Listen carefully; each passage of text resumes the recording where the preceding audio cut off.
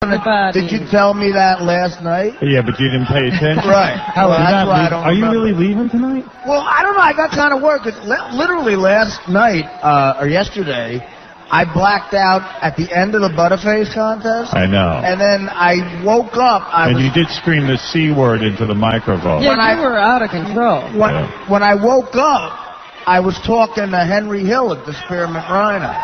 Yeah. You're kidding. I swear to God. Do you remember me being at the Spearmint Rhino? No. I had to come in and tell you that you should get home and go to bed. Yeah. They called you? They called me up and I went over, yeah. So the Spearmint Rhino was great. They were very nice to me. I'm sorry I don't remember being there. You know that I heard that you were in a wheelchair and you were knocking on people's doors. Yeah, I heard that too. I heard. Did you hear that you're not welcome back at the Spearmint Rhino and that you may have taken the check and ripped it up and thrown it in the owner's face? I don't remember that. I don't remember that at all. I know you were throwing plates at people. Yes. Oh, well, I am Park Creek. Do you remember falling off the stage and hitting your head? There's no way I fell off the stage. You fell off the stage and hit your head. That's when I was called up and had to come over and get you. No. Yeah. Do you remember Howard being there? No. Does anyone remember Artie? You were there, Zolar? I remember talking to 𝗦𝗵𝗿 at the Spearmint Rhino. What did you see, Zolar? Tell us. I'll tell you right now, man. Artie was so smashed. He just went to step up and he fell back. He hit his head. Guy goes over to pick him up and, treat him nice. Artie starts saying, "Get off me, you faggot, with that faggot shirt. Get away from me, you queer." We actually have it all on tape. Now, this is weird. So we got it all on tape, and we were editing the tapes. Somehow the E-feed got over to Mr. Lucky's, and everybody saw that. No, it was more than Mr. Lucky's. They went through the whole hotel. Oh, went through the whole hotel. So last night, people watching Artie falling off the stage. If the guy I was calling I apologize. Yeah. You were calling everyone a faggot. Well, I don't call gay guys that. I just call regular guys. I started fights with four crew members: Scott DePace, Ganji, myself, and Brian Phelan. I don't remember. I know that at about 9 o'clock, I got a call from the saleswoman at our local radio station here, Extreme, and she said Artie's passed out on the couch and he fell off the stage, and they took him outside, and they said the only way he could come back in is if he stops drinking. At which point I said, you know what? I'll run over. I'll do Artie's appearance tonight. I'll let her come back tomorrow night. And she said, no. Artie's not welcome back here anymore. He insulted the owner. He told the owner that he was wearing a Hawaiian shirt. He told him to keep his freaking money and buy a new shirt. Wow. Dude, I apologize. I don't remember doing that. So you could show Artie what he did. But the good thing is I don't deserve the money for the appearance, so I don't want it. But do you remember making out with 𝗦𝗵𝗿? No. I wasn't drinking when I woke up. Yeah, so Artie made a real jerk out of himself. Now he wants to go home early. And I know your girlfriend was crying. You're asking why after that story? Your girlfriend was crying at the end of the show. Do you remember me? In fact, last night I was with his sister and his girlfriend, and we all strategically didn't mention Artie because we didn't want them to get upset. I think this is going to hurt my career. Well, do you remember me being in your room last night trying to convince you to not go to the appearance, and you telling me that you said Artie goes, "I'm an actor, dude. This is an actor." You said to me, "I am an unbelievable actor. Just calm down." As I was holding. I don't remember. I've never said that sober. Neither is anyone else. Are you in any condition to do your baseball challenge today? No, but I'll do it. I mean, what am I? I'm a professional. Are you going to be able to hit a girl? Are you going to be able to hit a baseball off a girl? I don't know. We'll see. Where's the confidence? I got no confidence. What's happening to you? I need a drink. Oh, no. By the way, I don't want to drink. Yes, he does. But wait a second. We're doing Porn Star Bowling today, and then I came up with something else. Since we have that bowling alley, yeah, we got to have a bowling match between me, you, and Artie. Really? Oh, Yeah. Christ. When was that decided? Damn, why did you decide But a drunken that? bowling match. We have to take a shot before every ball. Oh, no. Except I don't want to enable Artie. I can't take shots of tequila. Yeah, I tell you, that killed me. I'm all right with drinking. I don't want to bowl. There I see. We got the mics on? Wireless mic. Yeah. Isla, you with us? Come on over here. Let's talk. No, it's on now. It's on. Am I on now? Oh, there you go, Isla. Isla, you look great. You look like you're in shape. Have you been training for this event? Yeah, I just got out of the fire academy right now, so I'm in good shape, but not baseball shape. But I think I'm doing pretty good if we keep on giving these to Artie. Artie, You how can many, see that Artie's in baseball shape. Artie, how many Jack and Waters have you had for this? By the way, I'm in excellent baseball shape. I'm not in basketball shape. I've had, like, this is my second one. All right, so you're feeling a little buzzed. Yeah, look at her. She's like a cute broad. What's gonna... This is retarded. So there's no way. We should call it off. I almost feel bad if I Let hit me her in tell one you. of her Let me tell ovaries. you about Isla Borders. Get a microphone on Isla. Let me tell you about Isla Borders. Why don't we get two microphones? Yeah, One for why are Artie we and one for fighting? Isla. That's good. You know, why don't we talk about Isla Borders and who this woman is who's going to be pitching against Artie? Isla, it says here on my notes, you are the first woman pitcher to win a collegiate game and the first to win a men's professional game. Why is Artie laughing? I'm sorry, I'm a little drunk. Why are you laughing, Artie? Because come on.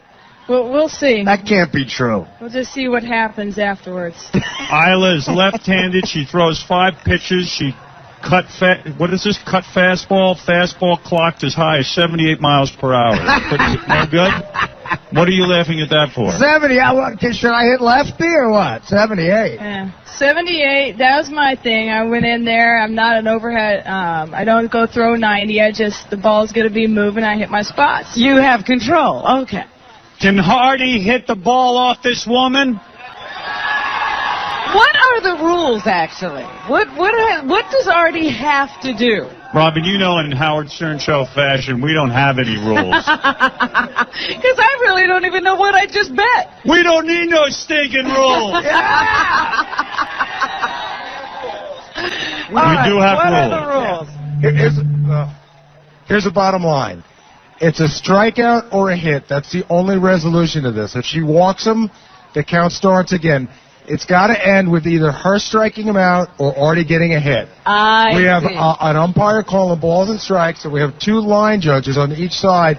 If Artie hits a ball, they're going to call it fair or foul. They're the final decision. Isla, because you're a woman, because you do not have making fun of you your entire career, this is a chance for vindication for you, isn't it? This is a chance to have fun, but pretty much I'm used to it. So whatever people want to call me, they can call me. I'm ready for it. Your male teammates, when you played baseball, they said you were no good, you were a woman, and you've taken a lot of grief in your career, haven't you? Definitely, but I think for the most part, I've had tons of support from my teammates. There's always just those 2 that always speak their mind, and like those are the ones that Artie get on the media. Do you have support from Guys the other like people Artie. in the fire department? Isn't it true you've been spit on by men? That's one, yeah. That's a good one too. You were spit on by men. You endured all kinds of swear words at you when you played college ball, and now, as a baseball pitcher, if you strike Artie out, this is your total vindication, and is it 10 or 5? 10 or 5 what? It's $10,000. $10,000 to you, courtesy of Sobe No Fear. The great Sobe. Great drink. That's right. Artie Baseball Challenge is sponsored by Sobe No Fear with the badass 16-ounce black can with red flames and Sobe lizards on the front. Well, let me say something. Isla's pretty low-key, but I hope that once you beat Artie's ass, that you really rub it in.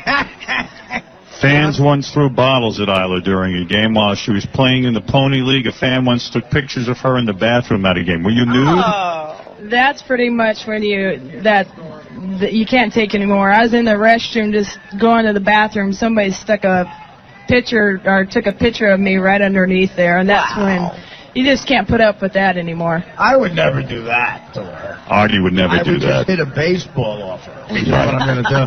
All right, it's time now. Isla, are you ready? I'm ready. I just got to throw a couple of pitches, and I'm ready to go. Artie, are you ready? Throw a couple pitches. Well, what's up with that? Artie, I saw you swinging the bat a couple of times.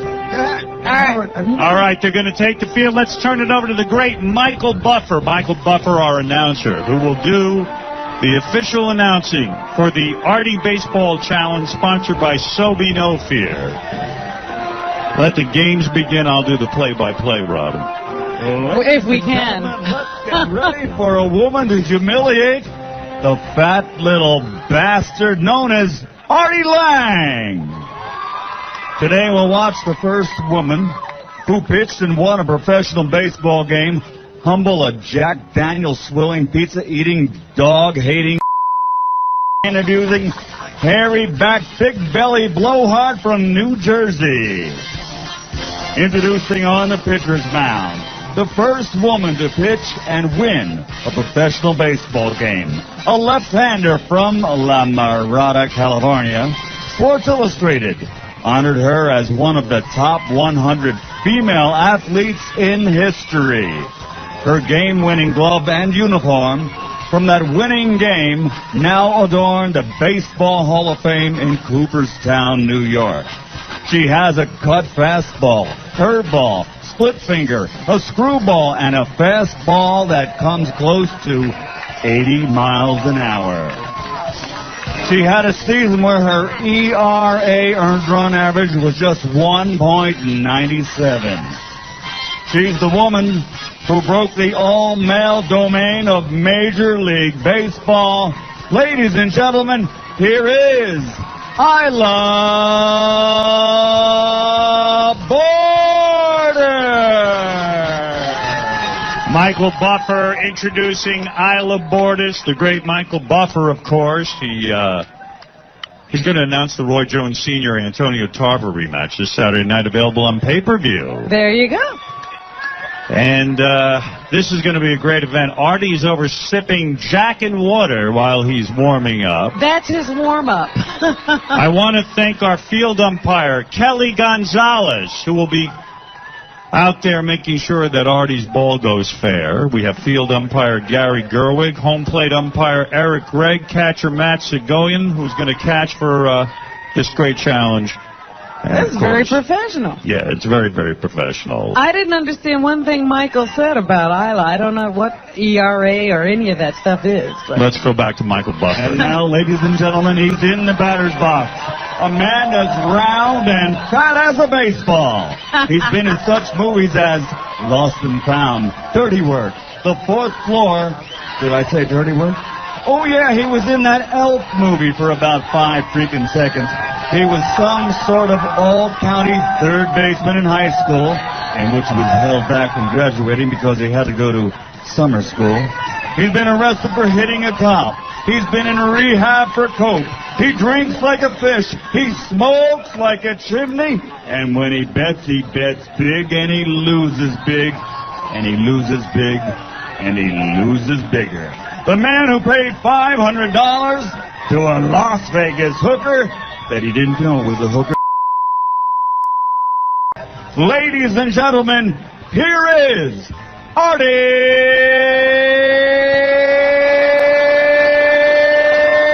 Lange. Michael Buffer with that professional announcing. Artie pointing his bat out to the field, defiant, drinking Jack and water. That is a Babe Ruth move he is using.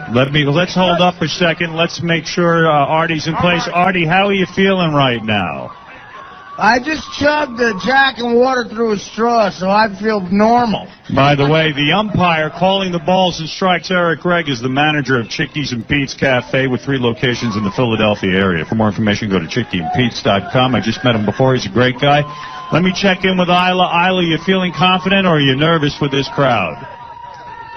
I'm a little in between. We'll see what happens at the first pitch. All right, here we go with the first pitch. All right. Artie defiant That's the danger zone. All right, Artie. There's a $10,000 Sobe prize.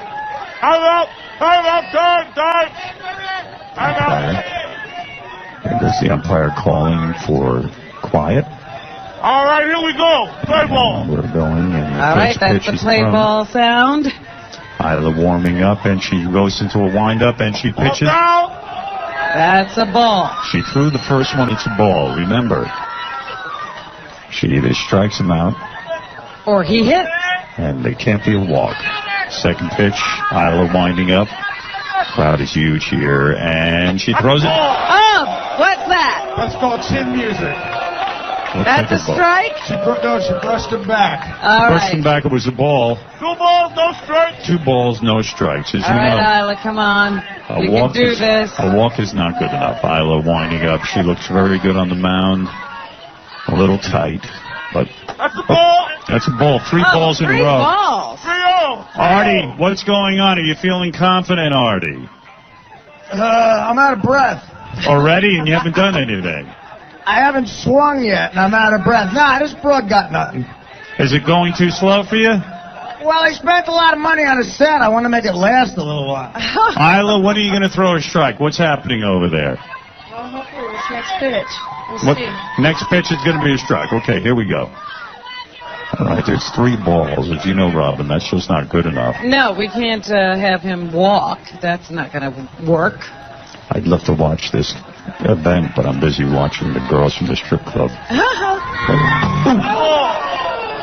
What's that? Ball 4. Oh, darn. That's a walk. It doesn't count. We start over again. We start over again. That's our umpire. Our home plate umpire, Eric Red, who's doing a great job. I think he's called them every time he's called them right. Yes? And I'm blind as a bat. I wouldn't know, Rob. What do I know about baseball? But I'm the announcer, and I have to make sure I know it. Oh, here was the pitch. Another ball. All right, come on. Do you see the plate? Isla, what's going on? Wait, the umpire coming umpire's out. calling her in. She wants to change balls? You all right? What's going on, Isla? You okay? Too much movement. Trying to control the ball. It's moving a little different. Too much what, Nick, she said? No, I think it's a new ball. It's moving a little bit more than she The wanted. problem is clearly the ball. Oh, shut up, Artie. Howard, she's complaining that she's getting too much movement on her ball. She can't control it. You know what? I have too much movement on my balls, but I function. All right, here we go. All right, she just needs to settle down. Settle down, The Isla. count's 1-0. Isla. Ooh. Ball hitting. Ball hitting. Ball hit him. Ball forward. Go Ball. to first base. Ball hitting. So we start the count again. Start over again. Start over. We start the count again according to umpire. I think she needs some of our famous crab fries. Well, Eric you Gregg. know what? Getting a plug Howard. in. Getting a plug in. I like Howard. that. Yes. One more of those, and I'm charging the bitch. I was just going to say, yeah, just keep hitting Artie with the ball. Time out. Move that ball. Artie not. He's clearly got a good eye. You have to admit that. This is the I don't know if 10. he could really see that ball. You think he's just standing there like a piece of wood? Yes. Artie's got a good eye. Isla, you got to calm down a little, don't you? Yeah, right now this is a brand new ball. She needs to work that ball a little bit. Right down the middle. All right. Here we go. I'm going to pee on that ball. Right, here we go, Robin. Shh, here we go. The wind-up, and the ball is high. Oh, that's too high. I can That's see a that. ball. That's a ball. I don't know. Artie hasn't had anything to swing at yet. She's All right. clearly nervous. Well, I think What is it, umpire? give her a ball that's been used. use the balls. The new balls are too slick. Yeah. And they got to be rubbed down. Right. Doing the big things. You rub balls down for each game. Rub the balls down. It wasn't rubbed down, and that's why she's throwing the ball away, because there's no grip on the ball. Do you like the Umpire. way he rubs that ball? Very important. Come here, umpire. I'm falling in love with you. Oh, I forgot the mic was on, and I clearly admitted to. Hey, Howard, Isla was just agreeing with that the balls are very slippery and oily. Yeah, she had a ball out there she liked, and of course Artie had to use it. Well, I don't know. I don't know much about baseball, but it seems to me you should be able to throw the ball. Got a good eye. Artie's got a good Need eye. another drink? Let's quiet down. Here comes the pitch. She's winding up. She's very serious. I think we're going to see a good one. Ooh, and Artie hits it. Oh! That's it. Oh, no. First good pitch. He hit it. Good pitch. And that's it. If the game's over, Artie wins $10,000. Artie wins $10,000. Our umpire, great eye, awesome hit. How fast was that ball going, I tell you, that was a fastball right down the middle. Yes. Artie waited, took it deep. Artie has some talent, no doubt about it. He has some talent. He has some talent. No doubt about it. You would know, I umpire. think the major should be scouting him. Artie was outstanding. He had a good eye. I couldn't believe how he waited. He waited for his pitch just like Barry Bonds would, and he took it deep. Really took it deep. Isla had the credentials. She's actually pitched baseball now for years. For the majors, yeah. And the first good pitch, Artie plowed right out there, and he is drunk. By the way, that's a base hit in anybody's league. Absolutely, Artie. Yes, it That is. was a good hit. Artie, you did it. So I had a swing. Isla, what do you think? Couldn't throw a strike when you can't throw a strike, and you got to throw it right down the middle of the plate. That's what happens. You threw it. You didn't have any speed on that one, did you? That was a curveball. I wasn't trying to throw it hard. I was just trying to throw a strike. Yeah. Well, Why didn't you just keep walking him until you got it? I'm telling you, I haven't played for 3 years, so it's a little wild out there. I haven't played for 20 years. I know. Artie, you once again proved that you are a great natural athlete. Wait a minute. Last year he lost. I thought he won. I won last year. I'll make you a deal. Artie, let me say something. You get $10,000 of Sobe's money, and now you've got to put it on roulette, as you agreed. You could turn it into 20. We're going to do that when we Let get me back. make you a deal, Howard. Yeah. You ready? Go ahead, Artie.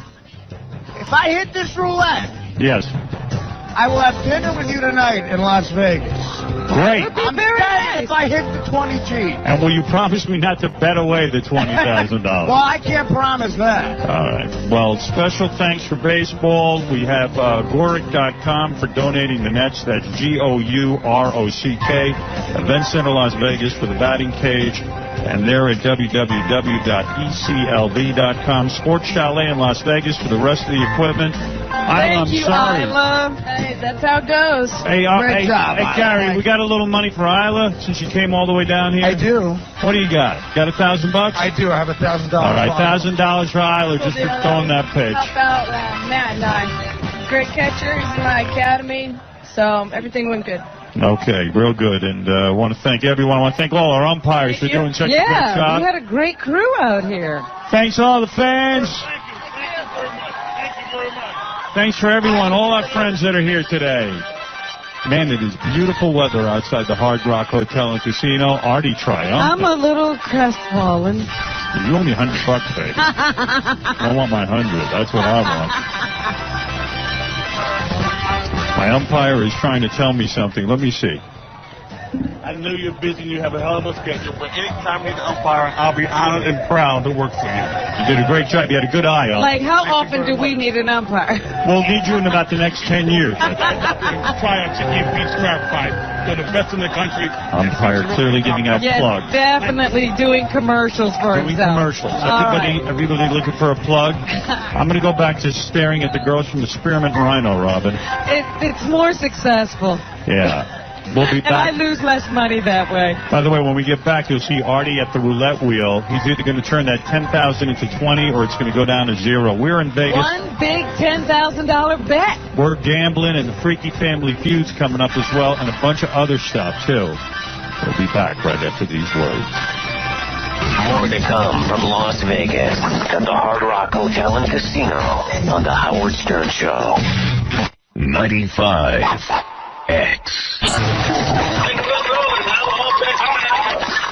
We're back live from the Hard Rock Hotel and Casino.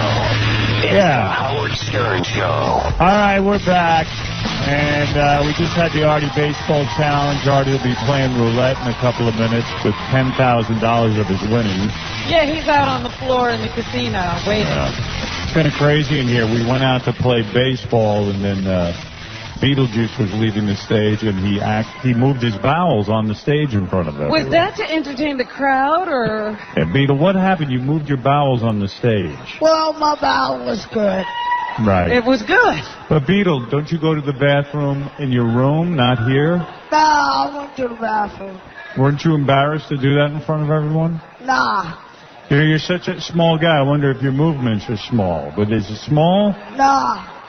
Well, wait a minute. I have to understand this. So he didn't soil himself. He literally... You pulled your pants down and went to the bathroom on the stage. Nah, I didn't. You didn't? Nah. Oh, I thought you had. Okay, it must be my mistake. Well, it's sort of crazy. It's like a Howard Stern show. Like it's like Stern Trek. It's like a christening. Yeah. By the way, when Beetle moves his bowels, that means he's happy, which makes me glad. I haven't taken any phone calls, Robin. Hey, I know. Yes, Gary. This just in, Henry Hill has been kicked out of the hotel. Why? It's a pain in the ass. I know everywhere I turned, Henry Hill was around. He stopped by me every second. You're going to get me on? You're going to get me on? You're going to get me on? And I said, no. We told him that on the phone. He doesn't take no for an answer, and that's why he was an excellent mobster. Yeah.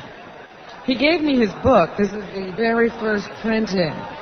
Wow. Hey, by the way, one of the guys that works for us, actually, I just confirmed, he might have stepped in Beatles' movement. Oh, no. One of the guys? Aries. Oh, sorry, Aries. By the way, while we were out there, Fred moved his bowels as well on stage. Let me see if the phones work. I just want to say hi to some people.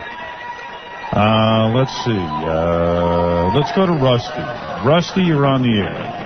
Yeah, Howard, welcome to the Hard Rock, and just want to welcome everybody here to the Hard Rock Hotel, and the first 1,000 people that come over to the gift shop right now will get a free T-shirt, Howard, in honor of you. Well, thank you for trying to rob our audience. Somehow I think it's not even true. They're free T-shirts. Come right over to the gift shop. Sure. Hey, let me remind everyone, starting on Monday on the Great E channel, all of these shows will air, including yesterday's phenomenal show with Train and all the karaoke and all the Miss Butterface pageant, which was so that was successful. amazing. All the bowling and everything else, all airing here. And that's the E channel. I saw Mindy Herman in the crowd, who runs the E channel. Yes. And she mooned me, which was shocking. Did you? I didn't see that. And then moved her bowels on the stage. But, seems to be going around. No, Mindy is here representing the E channel. Everybody's here in Vegas. I'm telling you, it is a happening. And if it happens anymore, I'm going to pass out. I know. We better get out of here before somebody gets hurt. So, anyway, let's go look at Artie at the roulette table. Baba Booey, how's this going to work with Artie? Now, there's red and black, and then there's green. Right. There's only 2 green spots, 0 and 00, I believe. So mostly it's red and black. Artie's going to pick a color, and he's going to let it ride. Oh, is that what he's going to do? Because, like Sobe No Fear, Artie has no fear. Is that the concept? That's the concept. Yeah, I wasn't sure what the tie-in was. Hey, Artie. I like Sobe No Fear. They're very nice to give me this 10 G's to bet on. Hey, look, if I bet it on a number, can I win that amount of money or what? I don't know. I think it's 36 to 1. Yeah, but do you really want to risk 10 grand on that? Of course. What he has to do is bet the 10 grand. You think you're talking to a winner? Yeah. Artie, let me understand roulette, because I don't play it. If you just bet red or black, you can double your money. And you have a 50-50 chance. Right. See, to me, that'd be the way to go, and then make 20 grand, and go home and be happy. No, dude, I'm kidding. I'm going to do that, but it's a little less than 50-50 because of the 2 greens. But it's a great bet. It's the best odds you can get, in a casino. Come on. Now, what are you going to do? Are you going to bet red or black? Well, I thought about this for 0 amount of time. Black makes me look slimming. That's why I wear black. Hey, how come somebody has a note up that says the bet has to be red? Why does it have to be red? Where's Who's saying that? I have not heard that. Somebody put that up there. The bet has to be red? Does the bet have to be red? Why? That's never been discussed. I thought Artie just had to bet. I thought he's just betting. Why would it have to be red? Everyone's confusing me because I get all these notes and I don't know if they're jokes or if... Tom said that. Tom, you want to explain why the bet has to be red? We're not in on this. I'm being caught off guard. This is ruining my black makes me look slimming joke. Howard, trust me when I tell you we've had 1,000 meetings about this. I'm listening to Tom Sucks over and over again. We had 1,000 meetings and Tom never brought this up? No, we in the meetings we said, and Artie takes it and he puts it on red or black. Where is Tom? Why would he have to be red? Tom clearly playing for a different team than we are. I just saw Tom run out of the... He ran out? Ran out. I invited him to dinner tonight. I'm taking it back. I mean, dude, Howard, seriously, so that means I have no decision? No, you bet any way you want. Wait, I'm just finding out why it said that. I'm sure it makes no sense. Yeah, when Tom explains it, it's going to be the best. I think it's worth waiting for, don't you? Yes. By the way, we have Freaky Family Feud happening between the God Hates Fags people and the MyGaydar.com gay people that are here. Hopefully I'll be drunk and rich for that. I'm looking at Daniel Carver from the Ku Klux Klan, who hates everybody, except for white people. I'm looking at Miss Howard Stern, who's standing next to a girl who's dressed exactly like her. I don't know what the significance is. That's her best friend. Oh, I see. They have to dress alike, too. And Double A is out there. I see Yucko the Clown. So many different people. People don't seem to mind standing next to Beetlejuice after what he did, and now he's having a beer. Having a beer so he can work up another vowel movement. I can't believe Aries stepped in it. All right, do we have any kind of ruling? Because I'm going to let Artie just bet it the way he wants to bet it. Come on, dude. I'm not aware. Is Tom our general manager here, or is he hiding from me?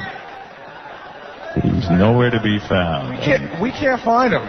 Why did that all of a sudden come up? We're looking at all the We're looking at all the copy, and all the copy says, and Artie will bet on red or black. All right, so here we go. All right, so go ahead and do whatever you want to do. I thought of a different line for betting on black. What is it, Mike Ganji? Somebody has Tom. He's on his way here. Somebody has Tom? Anne Marie has Can they throw him out the window? Who's the Tom Wrangler? Here he comes. Here comes our general manager. Here he is. I see him coming into the room.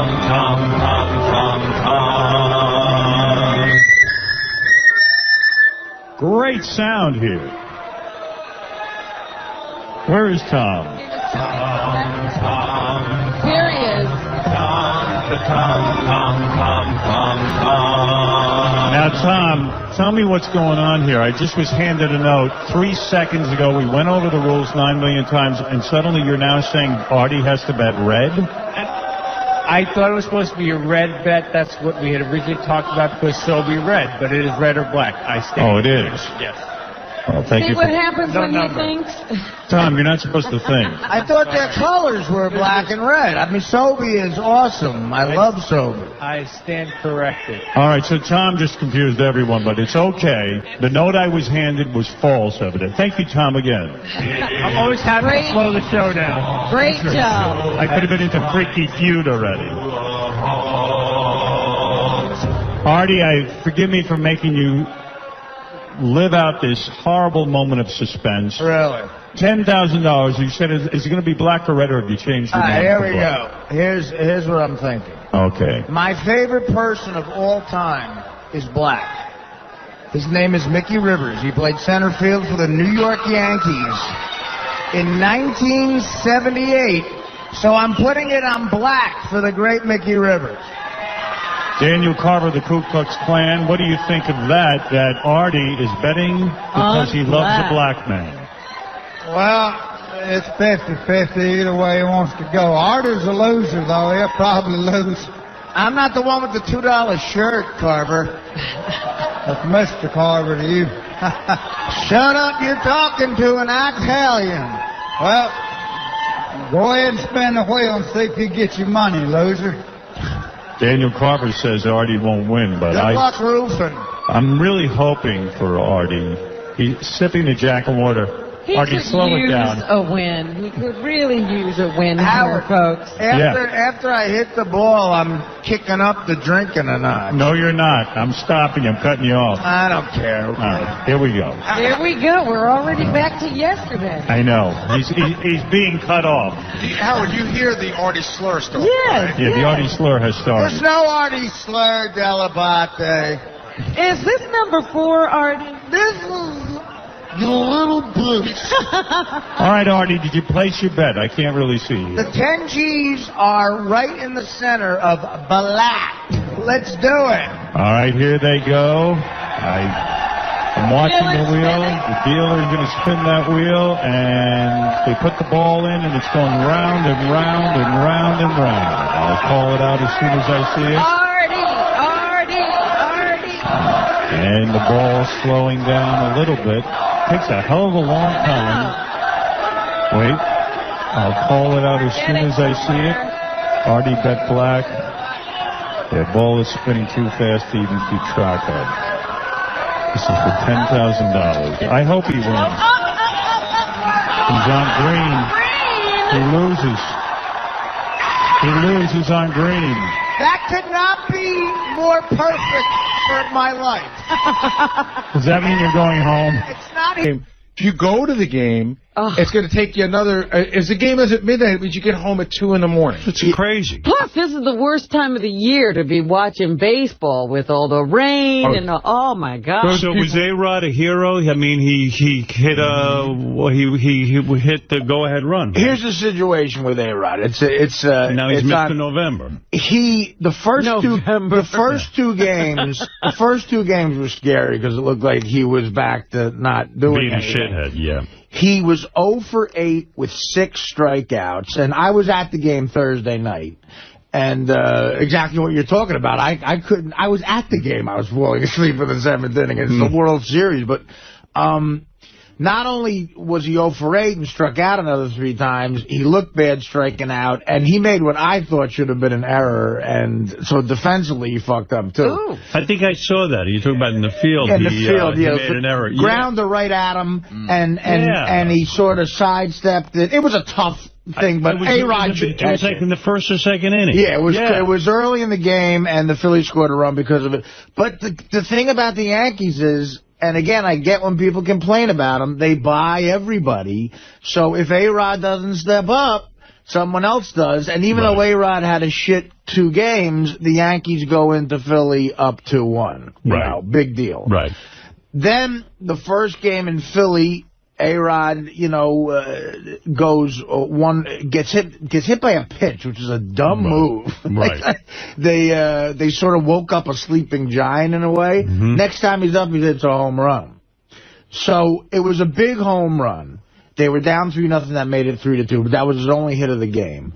Last night, he's 0 for 3 again. Doesn't look like he's doing anything, and he got up and he got a big double to go ahead. Go-ahead run, right? So he's only 2 for 14. He's batting like 143. That's shit. But in October, the 2 hits he got are big hits, and he's A-Rod. I mean, it's like, I think A-Rod has a publicist the way Tom Cruise has a publicist, because even if he gets a big single in the 5th inning, he's on the back page of the Daily News, Right. And he sells papers, I get it.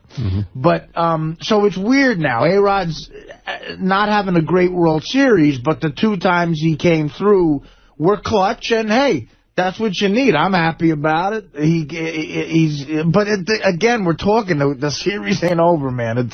We got our hearts taken away in 04 when we were up like this. There have been teams who've been up 3-1 and lost. Yeah, the Phillies are a great team. Right. They're a great team, and I'll tell you how you bring people together. I'm at the Yankee game, and it's Philly and New York. It's Stern City Central, and everyone, of course, knows I'm a Yankee fan there. And they put me on the big screen. And I know you've talked about that before. And because I'm on the show, I feel like a douchebag. I get that kind of treatment, which is nice. And they've done that twice now. Right. And people are nice, like they cheer and stuff because they love the show. But it lets everybody know you're there. And then from there on in, the entire game, in the middle of the 2 innings, I had a line of pictures to be taken. But a real funny thing happened. The guy sitting behind me was kind of like a Gabon type of guy, and he, Artie, I love you, the whole game. And he was funny though. Mr. America. When they put us on screen, he goes, they saw him too, and my girlfriend and my uncles, and he goes, dead serious. He goes, that wasn't on television, was it? Oh, my God. Like, he shouldn't be there? I go, I don't know. I mean, I don't think they put me on TV. I don't know. Maybe it was just for the crowd, you know. And he goes, I got some shit going on. That wasn't on television. And I go, dude, I can't guarantee you it wasn't on television. Yeah, it's not my problem, you know. He goes, like, now he's involved with you. And then he goes, because I know you fucked with that Joe Buck asshole, because maybe they want him to talk about you. He goes, you don't gonna. He goes, you know what? I like trying to watch the game. He goes, I like you, and now you're fucking me up. Wow. Okay, you know, I'm trying to watch the game with $10 hot chocolate, by the way, Howard. Wow. A hot chocolate is $10. When I went to the World Series with my father in '77, I still have the stubs, the tickets for $10. Wow. Yeah. So I bought it, and it wasn't even hot. The guy had it up in the air. No one would buy it for 2 hours, and I bought it. $10 for a hot chocolate. And you can't bring a thermos with you, can you? They check everything. Adrian had a bag. They went through it like she was Bin Laden. Wow. Like you said that about Beth. You know, they just check everything. Right. And, you know, again, thanks fucking Bin Laden. It takes 2 hours to get into a Yankee game now. Right, right. And, you know, if the point is, and when you pay the $10 for a hot chocolate, you get more mad when A-Rod doesn't do good because he's making $25 million a year. So you start screaming, "What the fuck? $10 for a hot chocolate? Hit the ball, feel the ball, you asshole!" You get angry. That's where I get like Will. I'm like Will. I can't give him shit. Right. When I used to drink, I would yell the worst shit. I got kicked out of Yankee Stadium. I'm a Yankee fan. And he's got season tickets. What were you doing? Oh God, what was I doing? What wasn't I doing? Right. Gary's been to a game with me before, but I what did he do? I told you his old seats were about 6 rows back of the third base. Yeah. So the third base coach, you could throw a piece of paper and hit the guy. So Artie starts to obsess on the third base coach, what he looks like, what he's wearing, his shape and size. So he starts to yell at the guy, yell at him. The day we were there was a guy who was, you know those old guys, first of all, they have to wear baseball uniforms. They're like 70-year-old men in baseball uniforms. Which no other sport does, by the way. Like Andy Reid doesn't have to wear an Eagles uniform. Right. So the guy was one of those old guys. He had no butt. Right, the pants just looked like they just went down. So I don't know I can't remember. The guy's name was Johnson or something. Artie's on his 12th double. I was drinking back then. He walks into the bar. There's a bar outside of Yankee Stadium that everybody goes to, legendary, called Stan's. We walk into Stan's. Artie has 6 shots of Jack shoved into his hand before he can blink. We get out of there. We go to the game. They come around. Artie says, "Give me 4 doubles." That's just for him. 4 doubles of Jack. Because they'll never come back in time. So he orders 4 doubles. Then Artie gets up to go to the bathroom. Maybe it'd be nice to have a little breather between Jacks, and Jack. Yeah, have some water. Okay. Artie gets up to go to the bathroom. They come back again for drinks, and I feel, well, Artie gave me the ticket, so I said, "Bring me 4 doubles." Artie comes back from the bathroom with 4 doubles. And I said, "Well, I ordered 4 doubles." He goes, "Great." Now I'm all set. So now Artie has now had $12 drinks. He's had 5 shots at Stan's and 12 doubles. So that's 29 shots. Wow. So Constitution on you. So now he's working up. He's watching the game, and how's he awake to yell anything? I have a better constitution than America. So you drunk off your ass after that? You have. I got drunk, and Gary, the funny thing is, first of all, he should be in the hospital. Yeah, that's the time. Be in a coma. First of all the third base coaches have dumpy asses because they're all old guys, and my friends. This is a famous story of my friends, and I mean, I'm not saying this is funny. funny, but when you're drunk with your friends, this is funny. So the third base coach, the Yankees are killing this team, right? And he looks miserable. He's probably making no money. He's on the road. Real dumpy ass. And his last name was Ludoff, okay?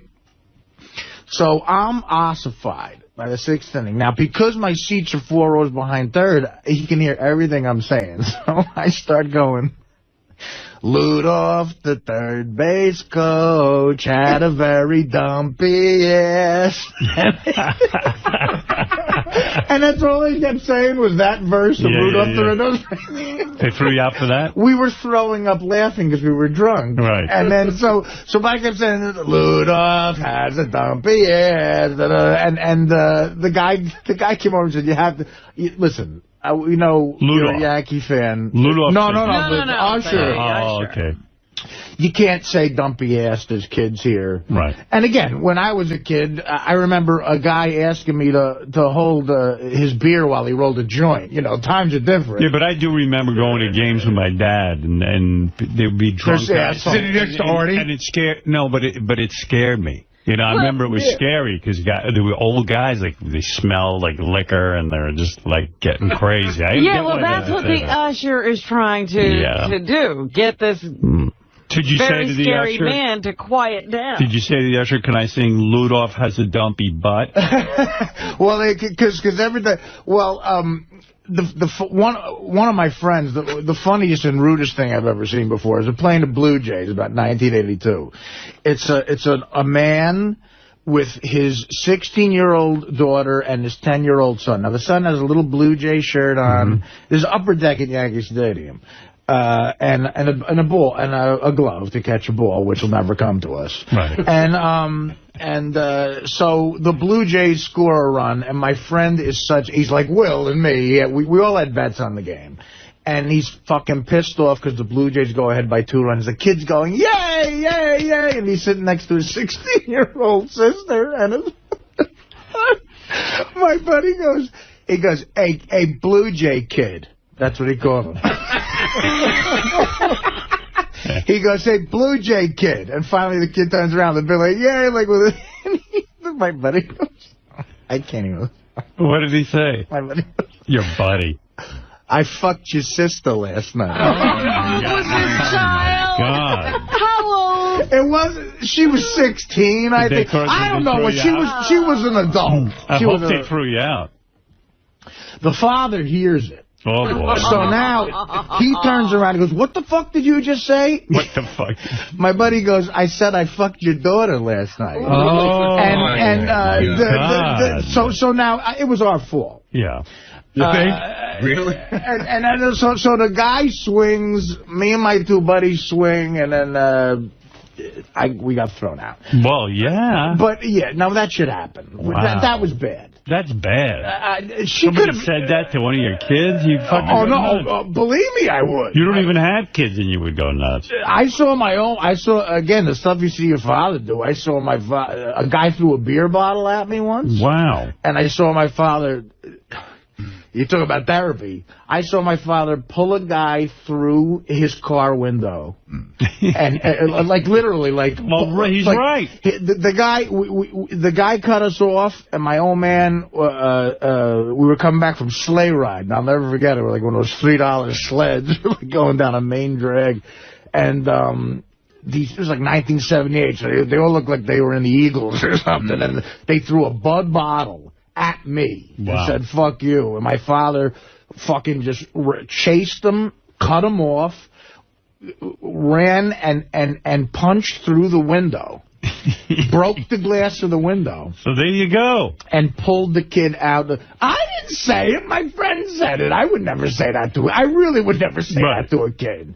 But, you know, protected you. So the dad was right. He went and he stuck up for his daughter. The third base, the third base coaches caught a lot of. There was one guy called Kim who was an Asian guy. Yeah. He was a Red Sox third base coach, and he was about 2'8". Okay. Right. And we kept calling him Little Kim. and doing all stupid jokes. Wow. Like, hey, Kim, and like, and every time we go, hey, little Kim, and then he would finally look at us, and we'd go, how does it feel to be the last guy to know it's raining? Every dumb short joke. So anyway, you went to the... what was they asking? Gary was with me at the game, and we fucking... Yeah. Hey, can I just say one thing about A-Rod? You know, he's supposed to be the classiest guy in the world, you know, Armani suits and everything. I'm watching the game Saturday night. They put the camera on him. He's at third base. He punches a glove. He did the grossest thing. He takes his finger and he presses it against one nostril and he blows the biggest snot rocket I've ever seen. I was watching the game at that point. Yeah, what is going on inside him? He's always goobering and clamming. He's a twitchy kind of dude. But I mean, it was almost like they said, you know, we're going to put the camera in. He had no idea. Hold that nostril down, and the snot goes like 10 feet. Hey, so talk about this concert you went to. Oh, the Rock and Roll Hall of Fame show Thursday night. Yeah, listen to this, man. Baba Booey saw a good one. Listen. I have to say, probably one of the top 5 concerts I've ever seen. Over close to 5.5 hours. Wow. Madison Square Garden. Madison Square Garden. Not a dead moment. In honor of the Rock and Roll Hall of Fame. Why are all these guys trying to raise money for the Rock and Roll Hall of Fame? Well, Ross and I were talking about that. I think they're just all about the preservation of, you know, of putting together... archiving. Just archiving, keeping the museum together so that in 100 years people know. But, you know, you're right. It's weird. You can't get this... You couldn't get this lineup together... against nuclear war. Exactly. You know what I mean? I mean, Jackson Browne couldn't get the No Nukes concert this could have built. But go ahead. It was one of the best concerts I've ever seen. So it was divided into... There were 4 main acts. And then each of the acts came out. And then they would have a bunch of people with them. So the first act that came out is Crosby, Stills, and Nash. Wow. They come out, well, the show starts, we hear there's going to be a special guest, right? And Ross and I were on the fence about whether to even go to the show. You know, ticket was like $250 for like not even a great seat. Mm-hmm. They bring out Jerry Lee Lewis, and the guy's going to die any minute. I mean, he's got that gobbler, and he's doing the piano, and he's got a weak voice. And I go, God, is this going to be one of those sad shows where it's just a lot of old people? After that, it was just all the way uphill. Well, it's like when they tortured you with Ravi Shankar at the George Harrison concert, whatever that was called. Concert for Bangladesh. Concert for Bangladesh. They torture you with Ravi Shankar for a while, and then the concert gets really good after that. So you always got to be tortured. Tom Hanks comes out. He introduces... Tom Hanks? Yeah, he does a whole rap about how important it is. He introduces Jerry Lee Lewis. Crosby, Stills, and Nash at the stage. They do a bunch of songs. They sound, you know, pretty good. They do the hits, none of that new shit. Howard, everybody that comes out does nothing but hits. All right. They do, it's, you know, at one point, I can't remember the order, but it was Teacher Children, Marrakesh Express, but there's another song that you would really like. I just can't remember the name of it. Then they bring out Bonnie Raitt. She sounds phenomenal. She does one song. Right. They bring out Jackson Browne. He does a Pretender. And another song sounds fucking phenomenal. Then they bring out James Taylor. And when you say they bring out, they have multiple, like, setups so that people... No. In other words, these people come out to play with Crosby, Stills, and Nash. Oh. So at times Crosby, Stills, and Nash are backing people up.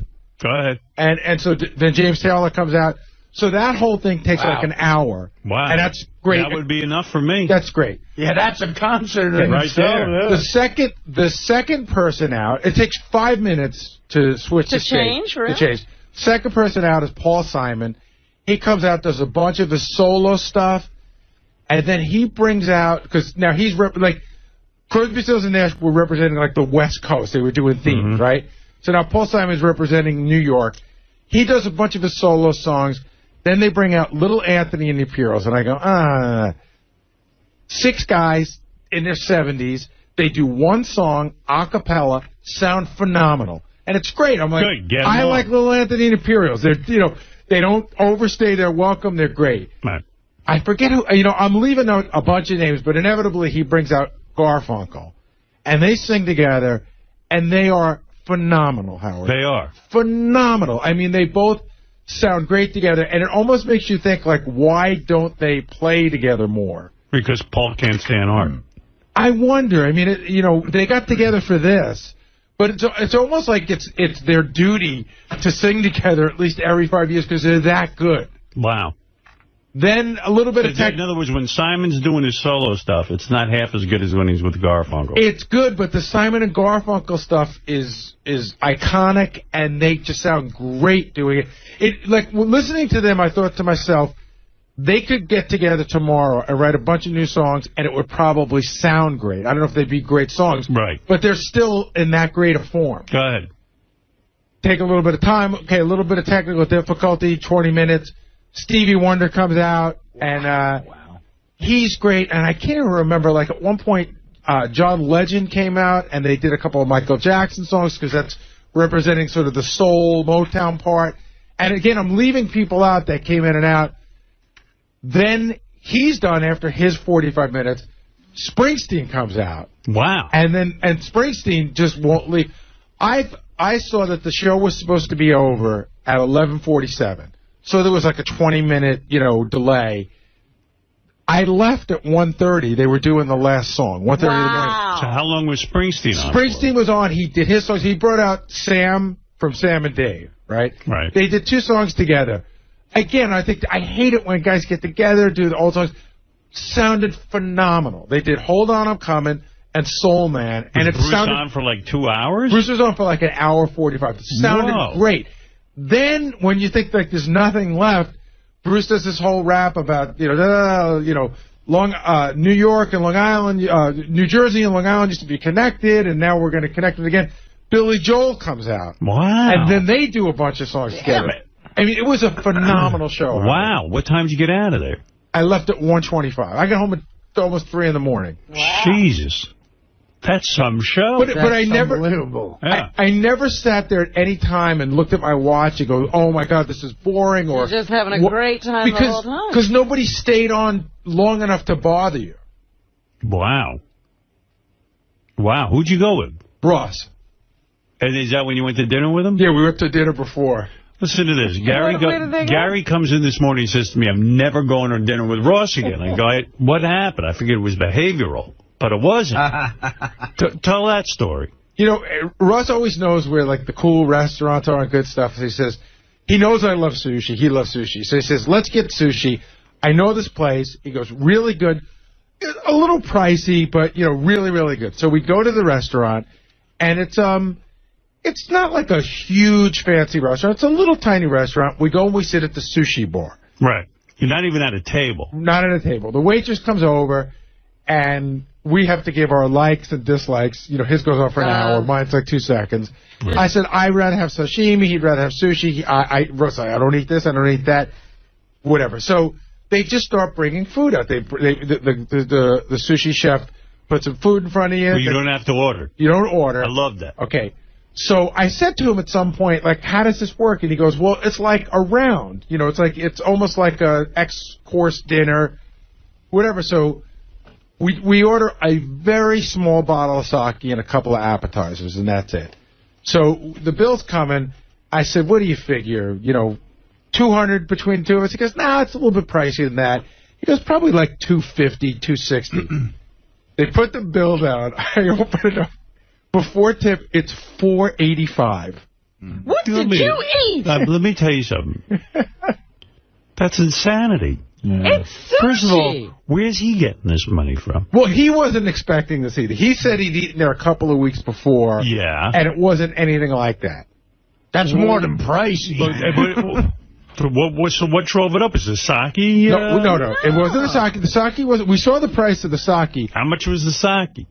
It was $29. Okay. For a small little. And you shared that. And we shared that. Right. And then I think we each had a glass after that. So say we spent $50 on alcohol. On sake. Right. What the hell? And then we ordered a round of steamed dumplings. So I don't know what that. It's 180. What's the name of this fucking place so I don't go there? Sushi for Gary.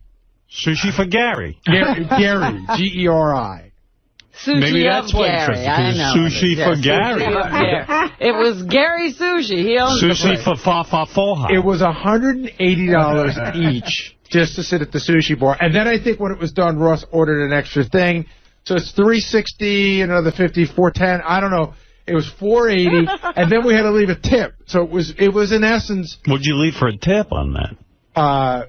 We left it. He was so pissed. He's like, I'm only leaving $40. So on $240 each, we left $40, which is 15%. Yeah, well. And so basically $300 a head for sushi. Now, is the sushi incredible? It's very good. Not that good. But I said there's a place I go to on this block that probably costs 10% of what I paid that night, and the sushi's like 80% as good. Right. Like, it's just, it wasn't like the ambiance was great. Like, listen, even if you go to Nobu, it's pricey. I've been at Nobu. I've seen Chris Rock. I've seen Derek Jeter. You ain't seen anyone famous, even. No. Yeah. Well, you saw your Ross. Wow. It's the most I've ever paid for a meal. This Ross, he doesn't spend a dime on anything. Sure he does. I mean, no, he on himself, but not on his wife. I don't know about that. He keeps her on austerity. And I don't blame him. You got to keep a woman in line, but then he goes out for 300, 400. What? He wasn't 400. How much? It was 480. 480. And then with the tip over $500. It was with the tip. It was a 480, and we left 80. It was 560. Just the two of you? Just the two of them. Let me tell you something. Does the waitress give you a happy ending? I wish. That's 4 people at Nobu. Right. And Nobu is the best eating experience I've ever had. Right. I mean, first of all, I know Ross got a couple of mortgages. What the hell? Where's he getting this money? He was not expecting. I'm telling you, he expected the bill to be about $250. It was, but I've never been off by double on a bill yet. You know what I mean? I've never been off by double the amount. I was pissed. There was one time. But so was he. There was one time I thought a White Castle was going to be a quarter. It was 50 cents. My God. That's crazy, man. Manhattan's just crazy expensive. But you don't have to do that to get good food. But, you go out with someone. Here, 8 pieces of tuna sushi and 1 roll is $49 at your place that you went to. They handed me this. Yeah, but again, how much sushi did they eat? Yeah, I mean, what did you eat? No, we ordered, like I said, we didn't order sushi by the piece, which we said in retrospect we probably should have. You sit at the bar. That's part of the experience. Ross has to, I don't know. There's a Japanese name for it when you get, you sit there and the chef just makes you what he wants. Yeah, it's called getting hosed. I mean, what are you kidding me?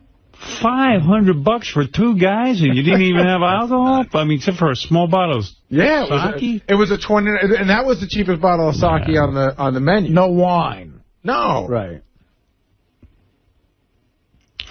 All right. Well, thank you for that update.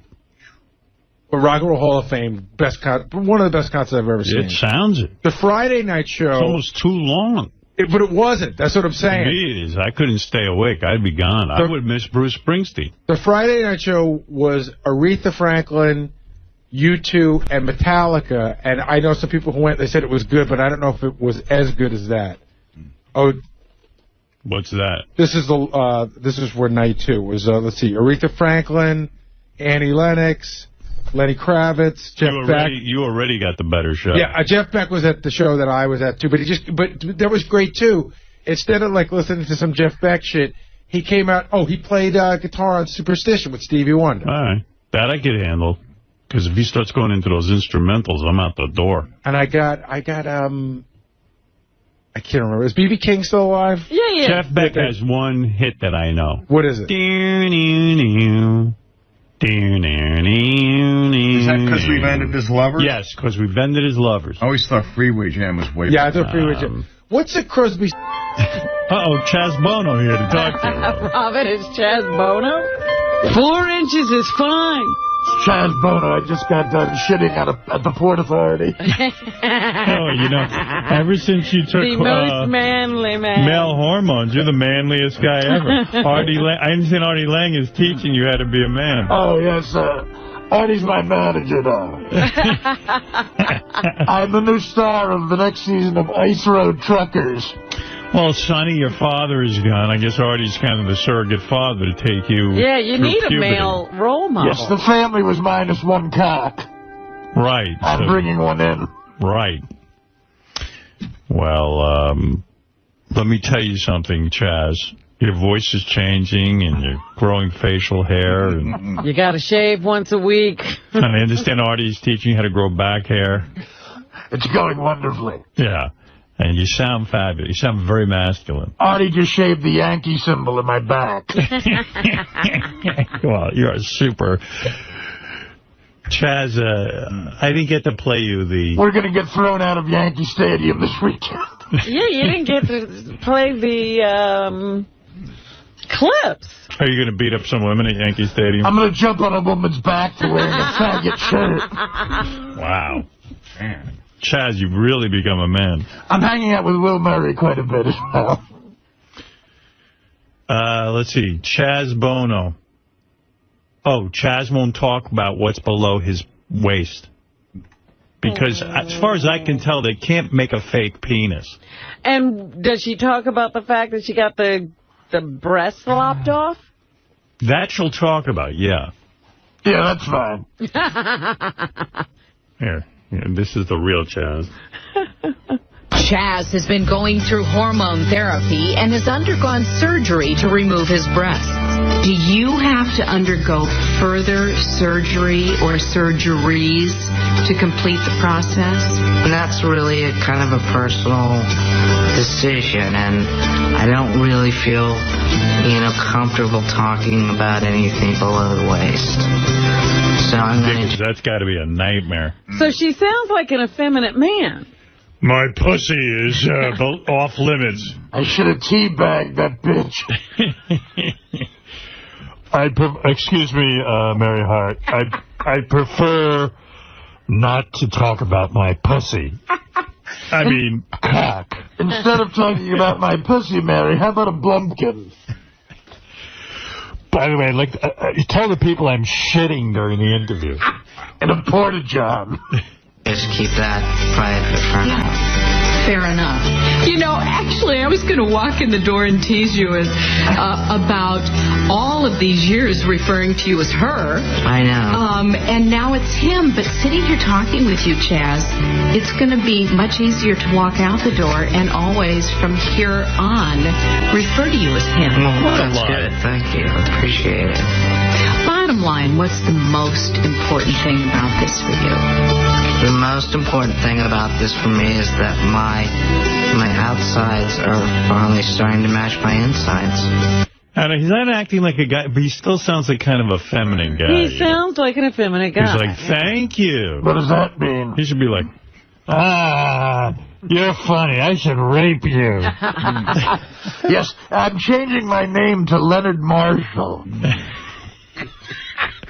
Leonard Marshall? What's that mean? Because he's very manly. Oh, okay. Here, Chaz, I'm not talking about what's below my waist. Can you imagine? What's below your waist, Chaz? Who knows? Hopefully some pussy soon. No, but I'm saying what's below your waist? A lot of balls and a lot of cock. They can't they can't make a cock. So what they do is I heard the clitoris gets very enlarged. But what do you pee out of? My horse cock. Pee actually comes out of my nose. I'm sorry I pissed on you.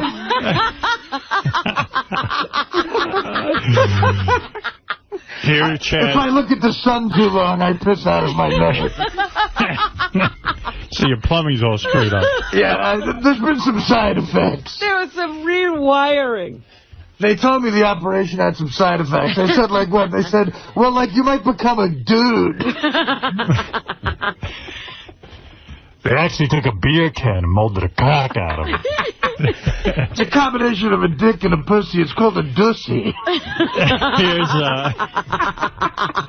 I have a dussy? I have a dussy. Here's Chaz talking about hormone therapy. And I like the woman goes, I was going to come and tease you about, tease you. Yeah, you can imagine the teasing that must go on for poor Chaz.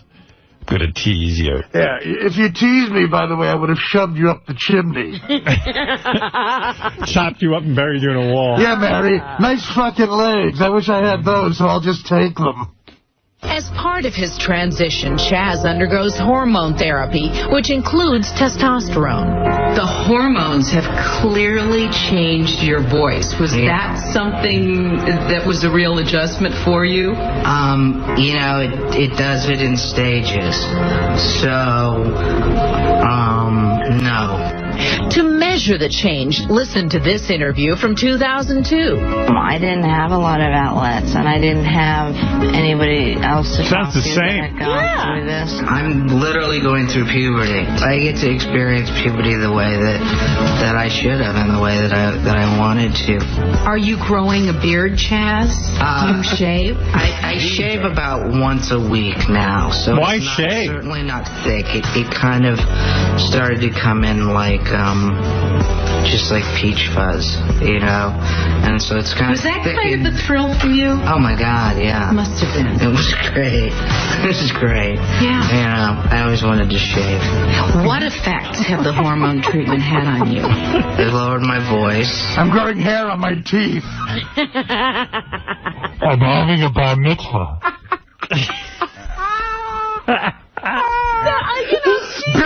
Billy got sick, so I'm touring with ZZ Top. She's not experiencing puberty like a guy. Why would you shave, though? Like, you'd be so proud of some facial.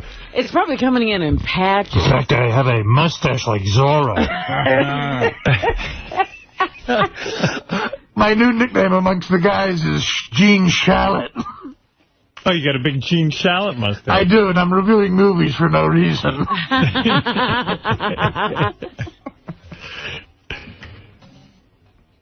I feel like Chaz has the impression you have to cup your hands over your face. I do, yeah, all the time. Why is that? I don't know, because I'm not talented. It's funny. No, I like that. I mean, I like that Chaz can barely be heard. Well, Chaz has to sound different than Artie. Right. I asked Mary if I could do the interview in the closet. I've been in here for so long. Because as far as I can tell, when you have this operation and you're a chick, like, as much as you want cock and balls, there's no way they can give you balls. No. Like, not even like a fake pair of balls. Right. Like, glue them onto the bottom of your vagina. I mean, I suppose they could make up something and find some skin from somewhere and put some prosthetics in it. It'd be cool, like, if they glue some balls onto it. Like, just cover up half your vagina. Just a couple of golf balls. But you get, like, a big hot dog to act like a penis, and then you leave a little hole for the pee to come out. My mother did me a favor and made a very awkward phone call. Greg Allman is giving me his balls. Cher would embrace her daughter being gay, but how does she feel about this life-changing experience? Chaz remains private about that, telling me he cannot speak for her, but he is making a major effort to bring understanding to everyone in his life. Has anybody said, whoa, do you really know what you're doing? Not once I talk to people about it, and, you know, the people in my life are just, you know, happy that I'm doing this and seeing the positive effect that it's having on me. One of the benefits is I'm fucking a lot of girls that look like my mom. Like, I'm dating a Cher lookalike. I'm gonna fuck her hard with my hot dog. Most Cher lookalikes are female impersonators. Artie taught me to say hot dog instead of penis. Artie's a real man. I want to be just like Artie when I get full transition, like a werewolf. For breakfast, Artie made me some chicken jambon. Yeah, when I was a girl, I used to have, like, tea and crumpets. Pussy. Now, I have... What do I have? Chicken jambon pizzaio fiadero. And I just got a new career. What's that? I'm running numbers at the port in Brooklyn. She's a longshoreman. I'm more of an enforcer. You are so manly since you met up with Artie. I recently broke someone's thumbs. Would you say Artie was the key to putting it all together? Artie is my new dad. All right. He's a wonderful dad. I can't wait for the two of you to go to a ball game. Oh, we've been. Brandon, Yes. Smell my finger. Guess what I just had? I had a little veal pomodoro. Oh, ever since you met Artie. You used to be a vegan when you were a girl. Yeah, and that went out the fucking window. Now you're eating every animal. What did you just eat? This morning at 4 a.m. I had some chicken 𝗦𝗁𝗄𝗏 with a little andiamo alige. Before you went to the port? Before I went to the port and broke a man's thumbs. Because we owed somebody $52. I recently threw a forklift at a man. So that testosterone gives you super strength.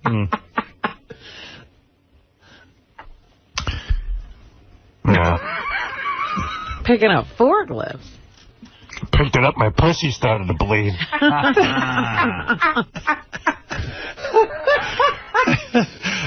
The whole transition isn't 100%. Not completely... Yeah. I lift the heavy objects, make my pussy bleed. I still do some acting. I'm playing Larry King on Broadway. I visited Chaz at his L.A. home where he lives happily with Jennifer Elia, his girlfriend of 4 years. Artie taught me to fuck her very hard. And their 3 dogs. On this day, they were posing for a photo shoot for Getty Images. Here's where Artie told me for the photo shoot to drop my pants and moon. Sexuals might go, wait a minute. If they were attracted to each other as 2 women, does it become a heterosexual relationship? Well, you know, I think I didn't just bring this on Jen recently. This was something that, she knew about shortly after we met. So our relationship, I would say, always modeled a heterosexual relationship, emotionally, intellectually. So now it does physically as well. Physically? She sucks my labias and we pretend it's a penis. It's a lot of fun. She blows me while I'm doing masonry work. Excuse me, honey. I'm pouring cement in the porch. Could you lick my ass?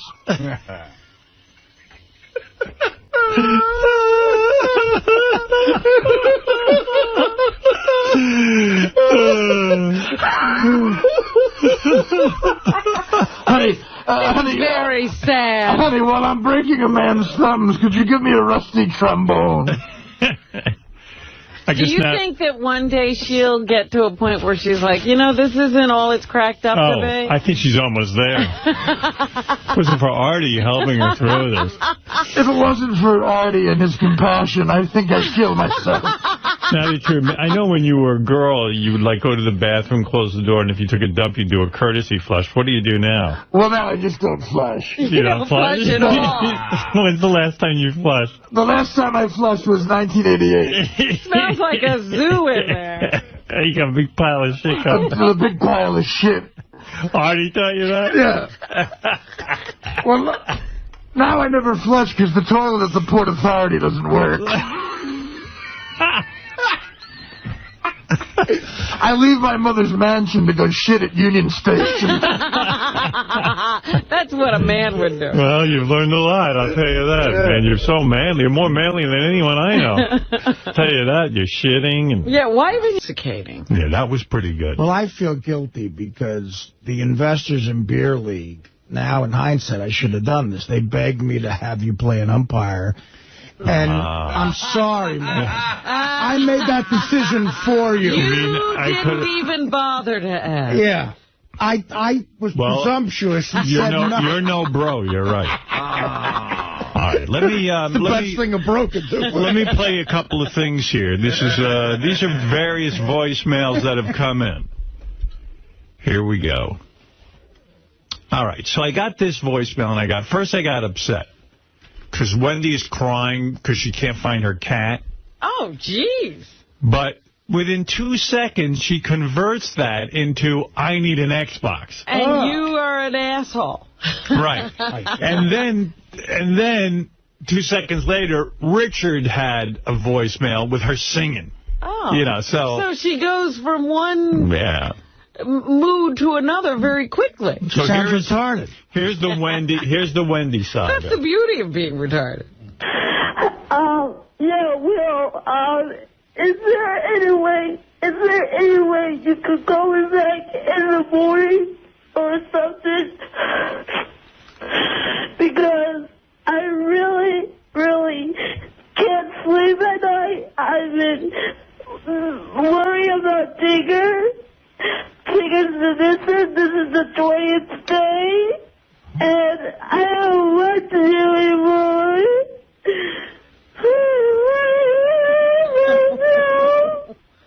I don't want Tigger back.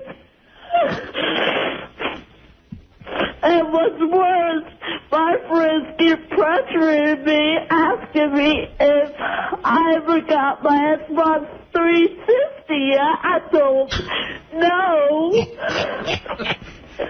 I'm hard. I don't know what to do. I don't get any breaks till Saturday from babysitting. I mean, I'll go nuts. I can't sleep at night because I'm worried about Digger, my cat. I don't know what to do anymore. I don't. I'm sorry, alright? I'm sorry. Thanks for everything you did for me in the past. I'm sorry that I keep asking you for money and everything. It's just that, I can't work, because I'm on disability. The great thing about that message is that she's crying about the loss of her cat Tigger or Digger or whatever his name is. I can't make it out. And then she goes, what's worse? Yeah. What's worse than my cat is that my friends are pressuring me, where's my Xbox 360? Who are these friends? I don't know. Someone with her history in saying the N-word should not have a pet named Tigger, anything Tigger, Igger. anything. Igger. She might, I'm like, what is that cat's name? Meanwhile, I did get upset. I don't like to see Wendy upset, but the fact that 2 seconds later, here she is on Richard's machine.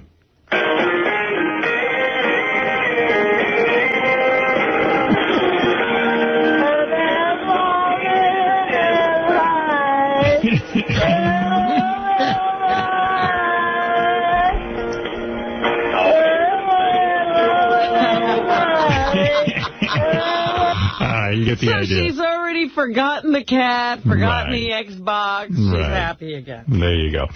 Also on our machines were burning up last night. Jeff the Vomit guy checked in. He hadn't checked in a while.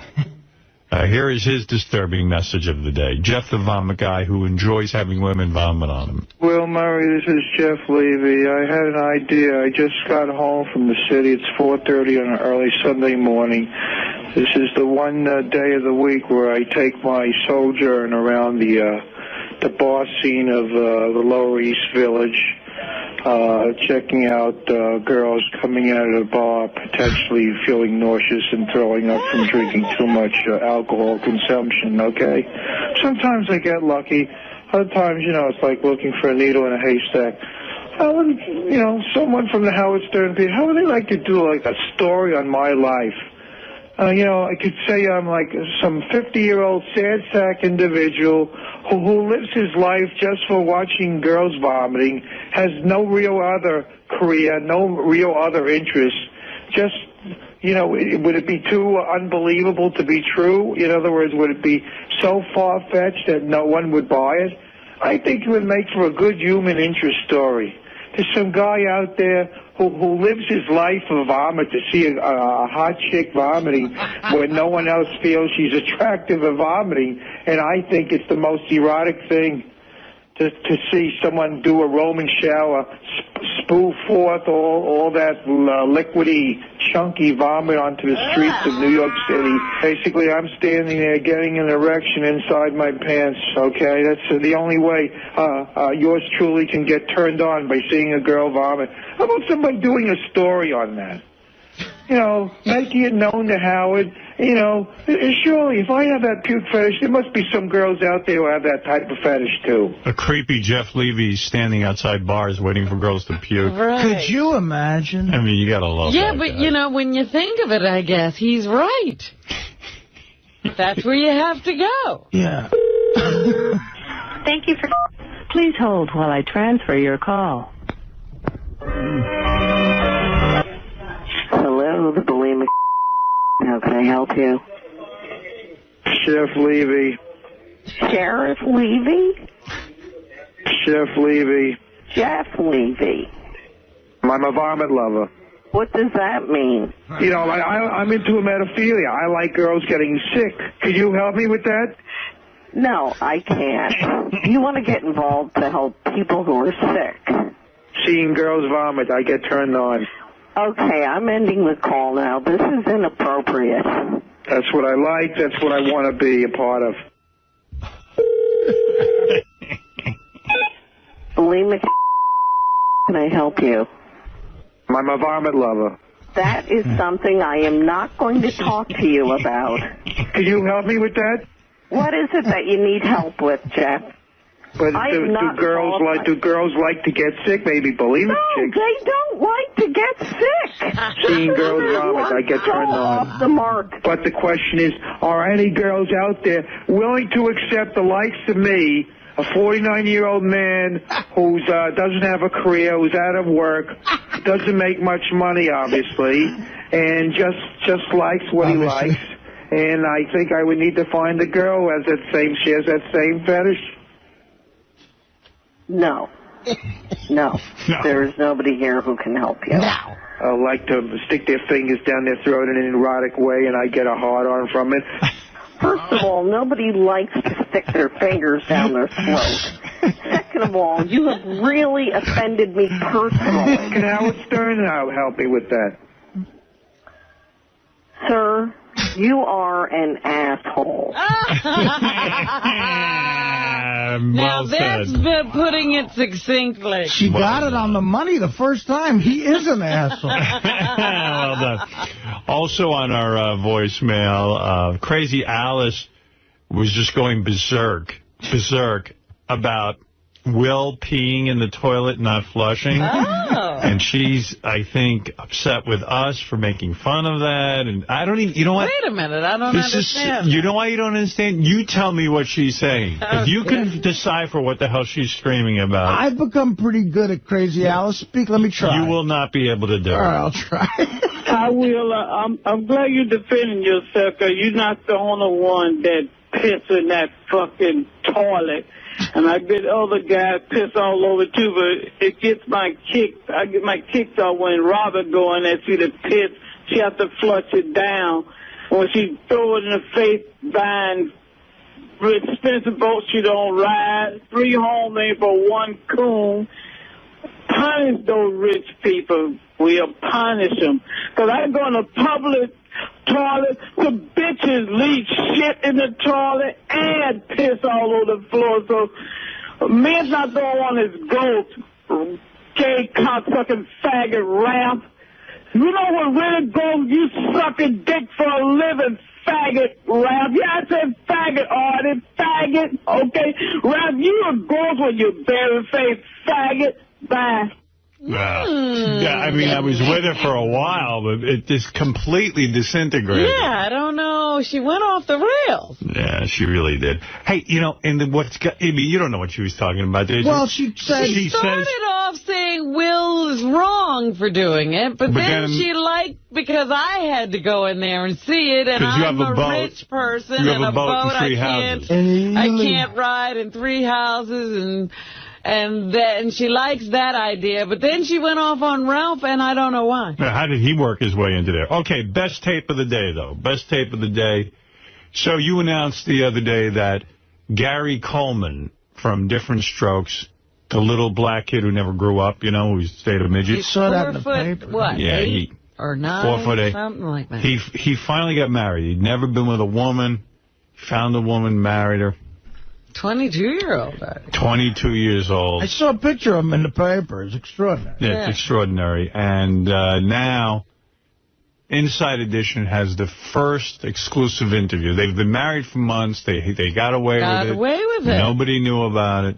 I mean, the paparazzi, I guess, are not exactly following I them guess around. they had to finally tell people because nobody cared. So they get the first interview with Gary Coleman and his wife, and already they say there's anger issues and problems in the marriage. No. Yeah. For the first time, we're hearing from Gary Coleman's bride, Shannon Price. They secretly got married last August. But is the honeymoon already over? I noticed neither of you are wearing wedding rings. How come? We never remember to put them on.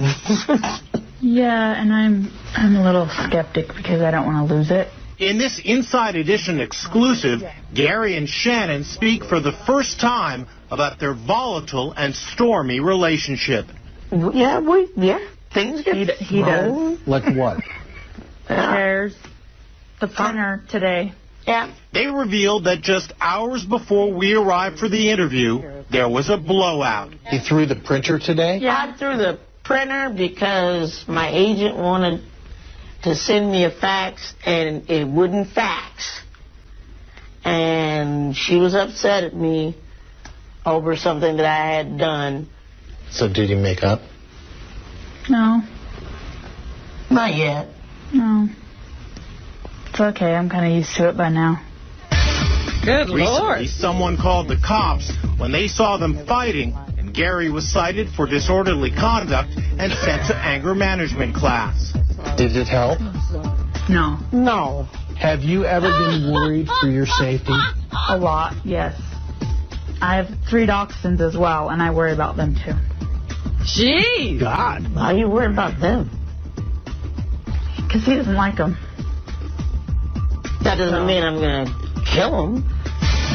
During the day we spent with them near their Utah home, Gary and Shannon never hugged or kissed, but they say they have a special bond. So you know that like someone like Mark Cronin's already has to be on the phone to them. Absolutely. There's got to be a wedding reality show for them. By the way, I know a quick way to get money. I work. If you need money and you want money quick, quickly get on the phone to Gary Coleman before Mark Cronin does. And produce this show and take it to VH1. And just give it a goofy name, you know. Married Without Children, featuring Gary Coleman and Shannon. Newlyweds. I worked with Gary Coleman twice. He did a Mad TV sketch, and he's in the movie Dirty Work. And both times, there was 2 years apart, he was on the set hitting on every hot PA. I mean, really? Blatantly. Like, there was this one girl who worked at Mad TV, Tara, who was just like a 10. She was gorgeous. Right. And he, like, followed her around all day. And, like, I mean, really seriously. And he has this assistant who's a full-grown guy who's kind of like a good-looking black guy. And I think he would use him to try to get him chicks. But I always thought he got chicks. But according to him, he was a virgin. Yeah. He was really arrogant, too. Well, listen to this. I mean, this poor girl sounds tortured. Howard, I got to tell you. Can't you just step on him? I got to tell you this. You know, it's better to tell you this on the air because I'm not stepping on anybody's toes, but you brought up Mark Cronin. Right. You'll be very interested in this. And Mark's a good guy and everything. I'm not stepping on any toes here, but right now there's a solid offer for me on the tape. Right. Do you know about this, Gary? No. Okay. No. Mark Cronin's going to executive produce it. My manager just called me last night and said, him and Comedy Central, it's an offer. We thought of nobody else for this.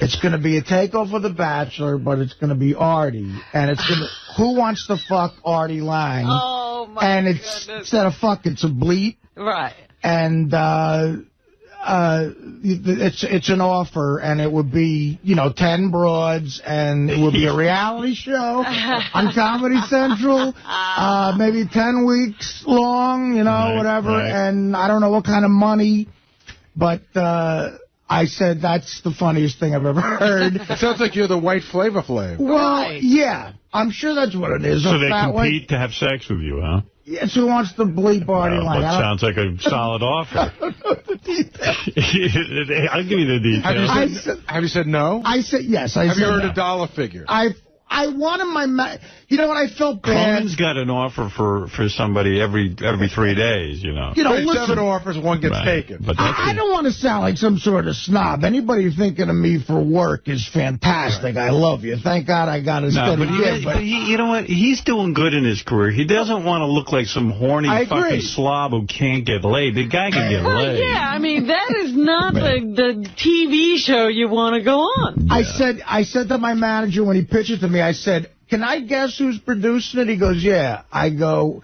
I knew the one guy, Jim Sharp, who's a great guy at Comedy Central. I said, Mark Cronin? He goes, yeah, how'd you know that? And now, Artie, I don't mean this in a demeaning way. I do. Okay, so let me ask you a question. That's all right. That's fine. So the object of the show is one of the girls gets to fuck you. Is that the only prize? I doubt it. No, do you think there's other prizes? And I don't know what the girls look. I don't know any details. It could be a bunch of chicks who look. Winners, you know. It could be. Thank you, Robin. It could be a bunch of chicks who look like me in a wig. I don't know what because it's Comedy Central. Does Mark see a sequel like Who Wants to Fuck the Girl That Fucked Artie Lange kind of thing? Because this thing could self-perpetuate. No, but again, I've never talked to Mark about it. I immediately turned it down, but I said to my manager, I would be real curious if you could find out a dollar figure. So you turned it down without even knowing a dollar figure? Yeah, because, I mean, look. Did you even get the premise of whether the girls are beautiful? No. I just told them, when I found it was Mark, and again, thank you for thinking of me for a job. Yeah. No, that's very nice, and I understand what's going on there. Okay, listen. You would be the star of a show. I have a good piece of tape for you, Howard, before you move ahead. Well, Richard Lewis is here. I want to say hello to him. Just take 2 seconds. All right. You're on JD page 1 right now, yeah, right? What do you have? Upper left-hand corner. There seems to be an assault by aging actresses to go on network television and curse. Remember how Diane Keaton said yes, fuck? Yes. Well, here's Jane Fonda on the Today Show saying cunt. Oh, really? Oh, good. And not by accident, not like a joke. And there's no bleeping on the Today Show. No. And I know when it started, there were some A-list celebrities who came out to help you. But, Jane, you at first were not a big fan of the play. So what turned you around? Well, it wasn't that I wasn't a big fan. I hadn't seen the play. I live in Georgia, okay? I was asked to do a monologue called Cunt. And I said, I don't think so. I got enough problems. But... Wow. No, wait a second. She was monologue called Cunt? She was married to a guy who owned major broad. She doesn't know you can't say cunt on the Today Show? Of course she does. Unbelievable. Unbelievable. And you know what? And there'll be no fines over that. I used to get fined for that kind of stuff. By the way, this is just funny. This is out of only this would be in a British newspaper. It's a huge article on radio in the British newspaper, and it says, Pick of the Week. I guess 𝗦𝗵cie𝘄 did a show about me, and he goes, it says, the best DJ you've never heard in your life. 𝗦𝗵cie𝘄 explains why he's chosen to profile perhaps the most offensive broadcaster in the world. I would only love a headline like that. The most offensive broadcaster in the world. Yeah, but...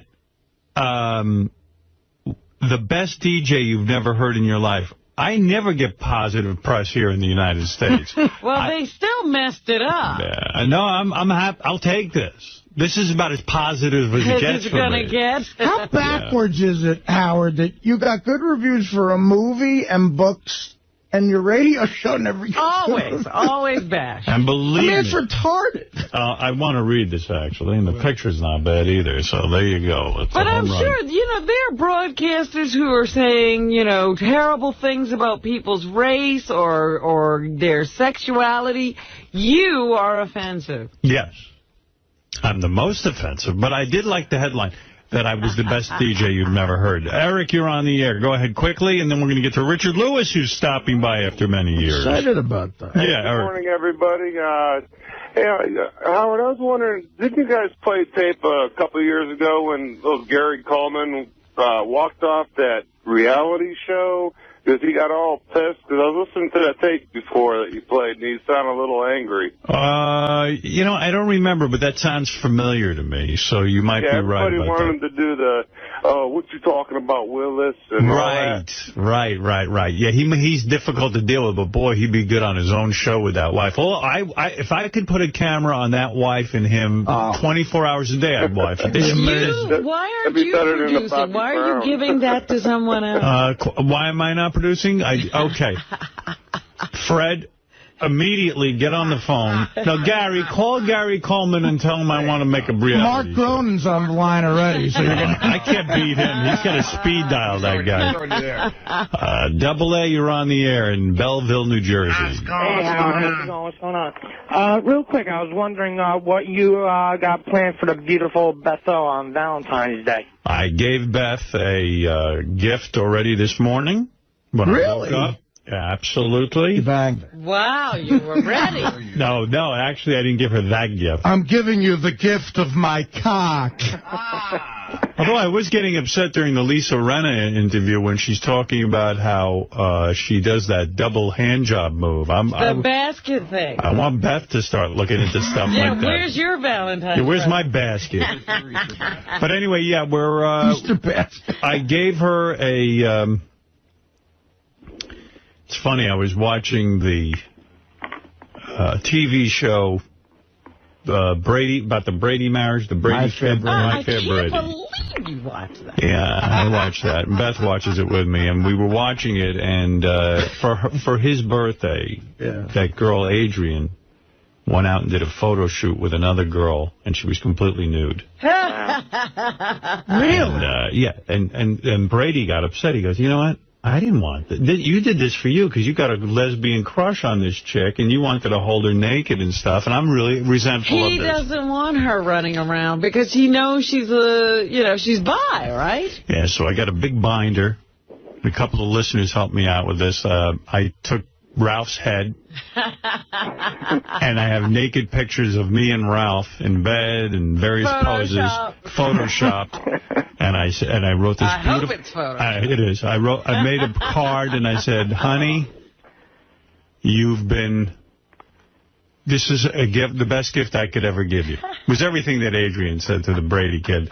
And I said, this is the greatest gift I can give you. Now, you and Beth watched that show together. Yes. So she would know exactly what this was you were parodying. Yes. When she opened up the book and saw me and Ralph naked, with our hands down each other's pants, and stuff like that in bed, she was laughing her ass off. Good.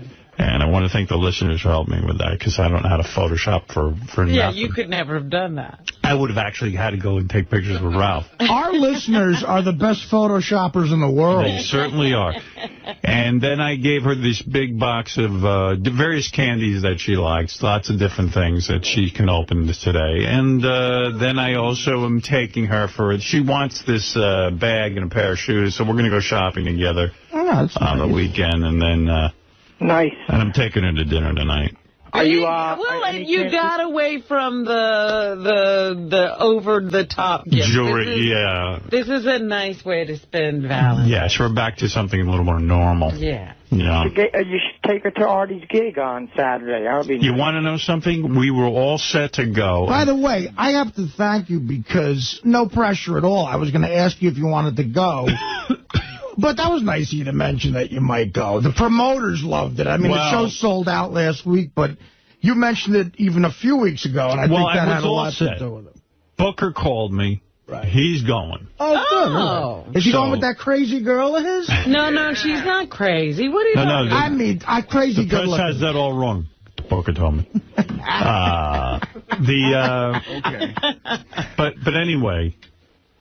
So I was going to go down there. Yeah, someone told me that. You said it again. And then I backed out, so I don't know if I'm going or what, but I really do want to get down to the Borgata. When in the commercial, they were saying Artie Lange, and they remind me they have poker tables there where you can sit and play poker. Right. And well, you're a genius, apparently. That's what they say. And you're a comedic genius. Yeah. So say that! Who wants to miss that?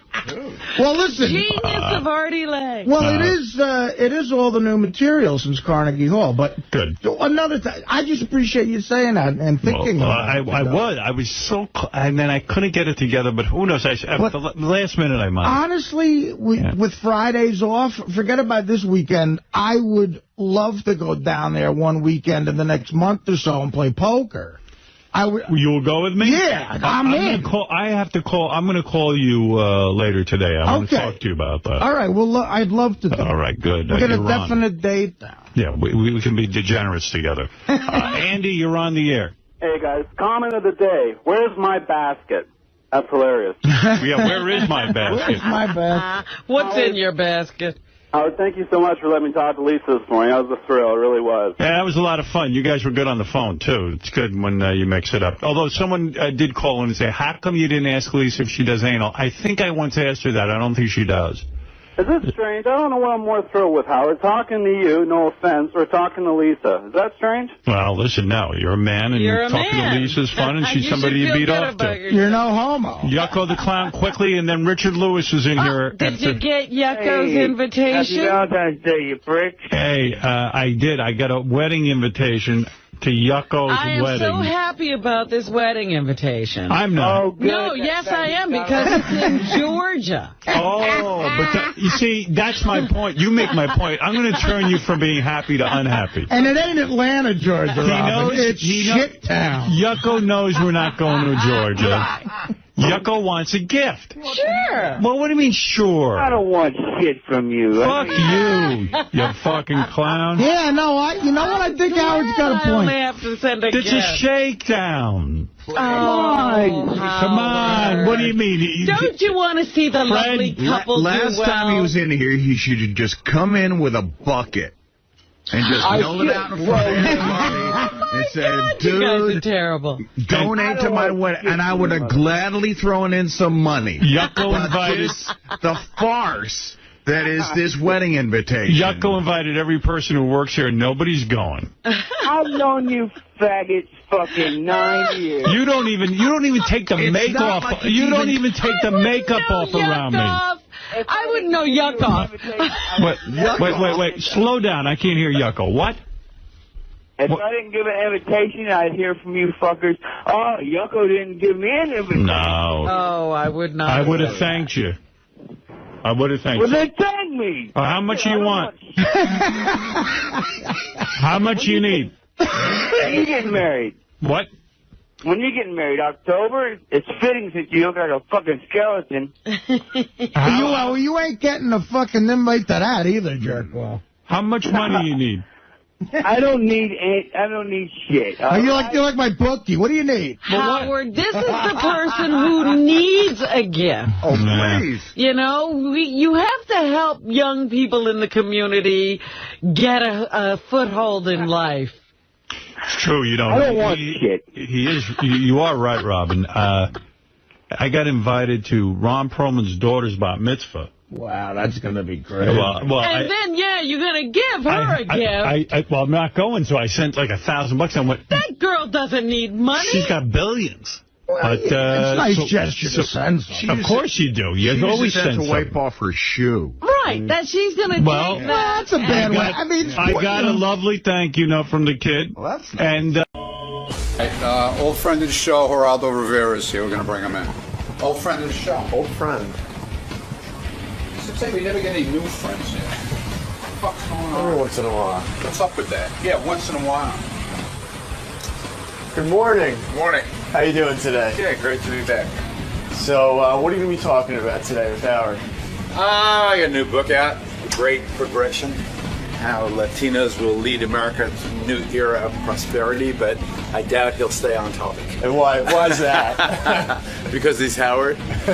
That's why I came. What do you think he's going to be talking about, if not the book?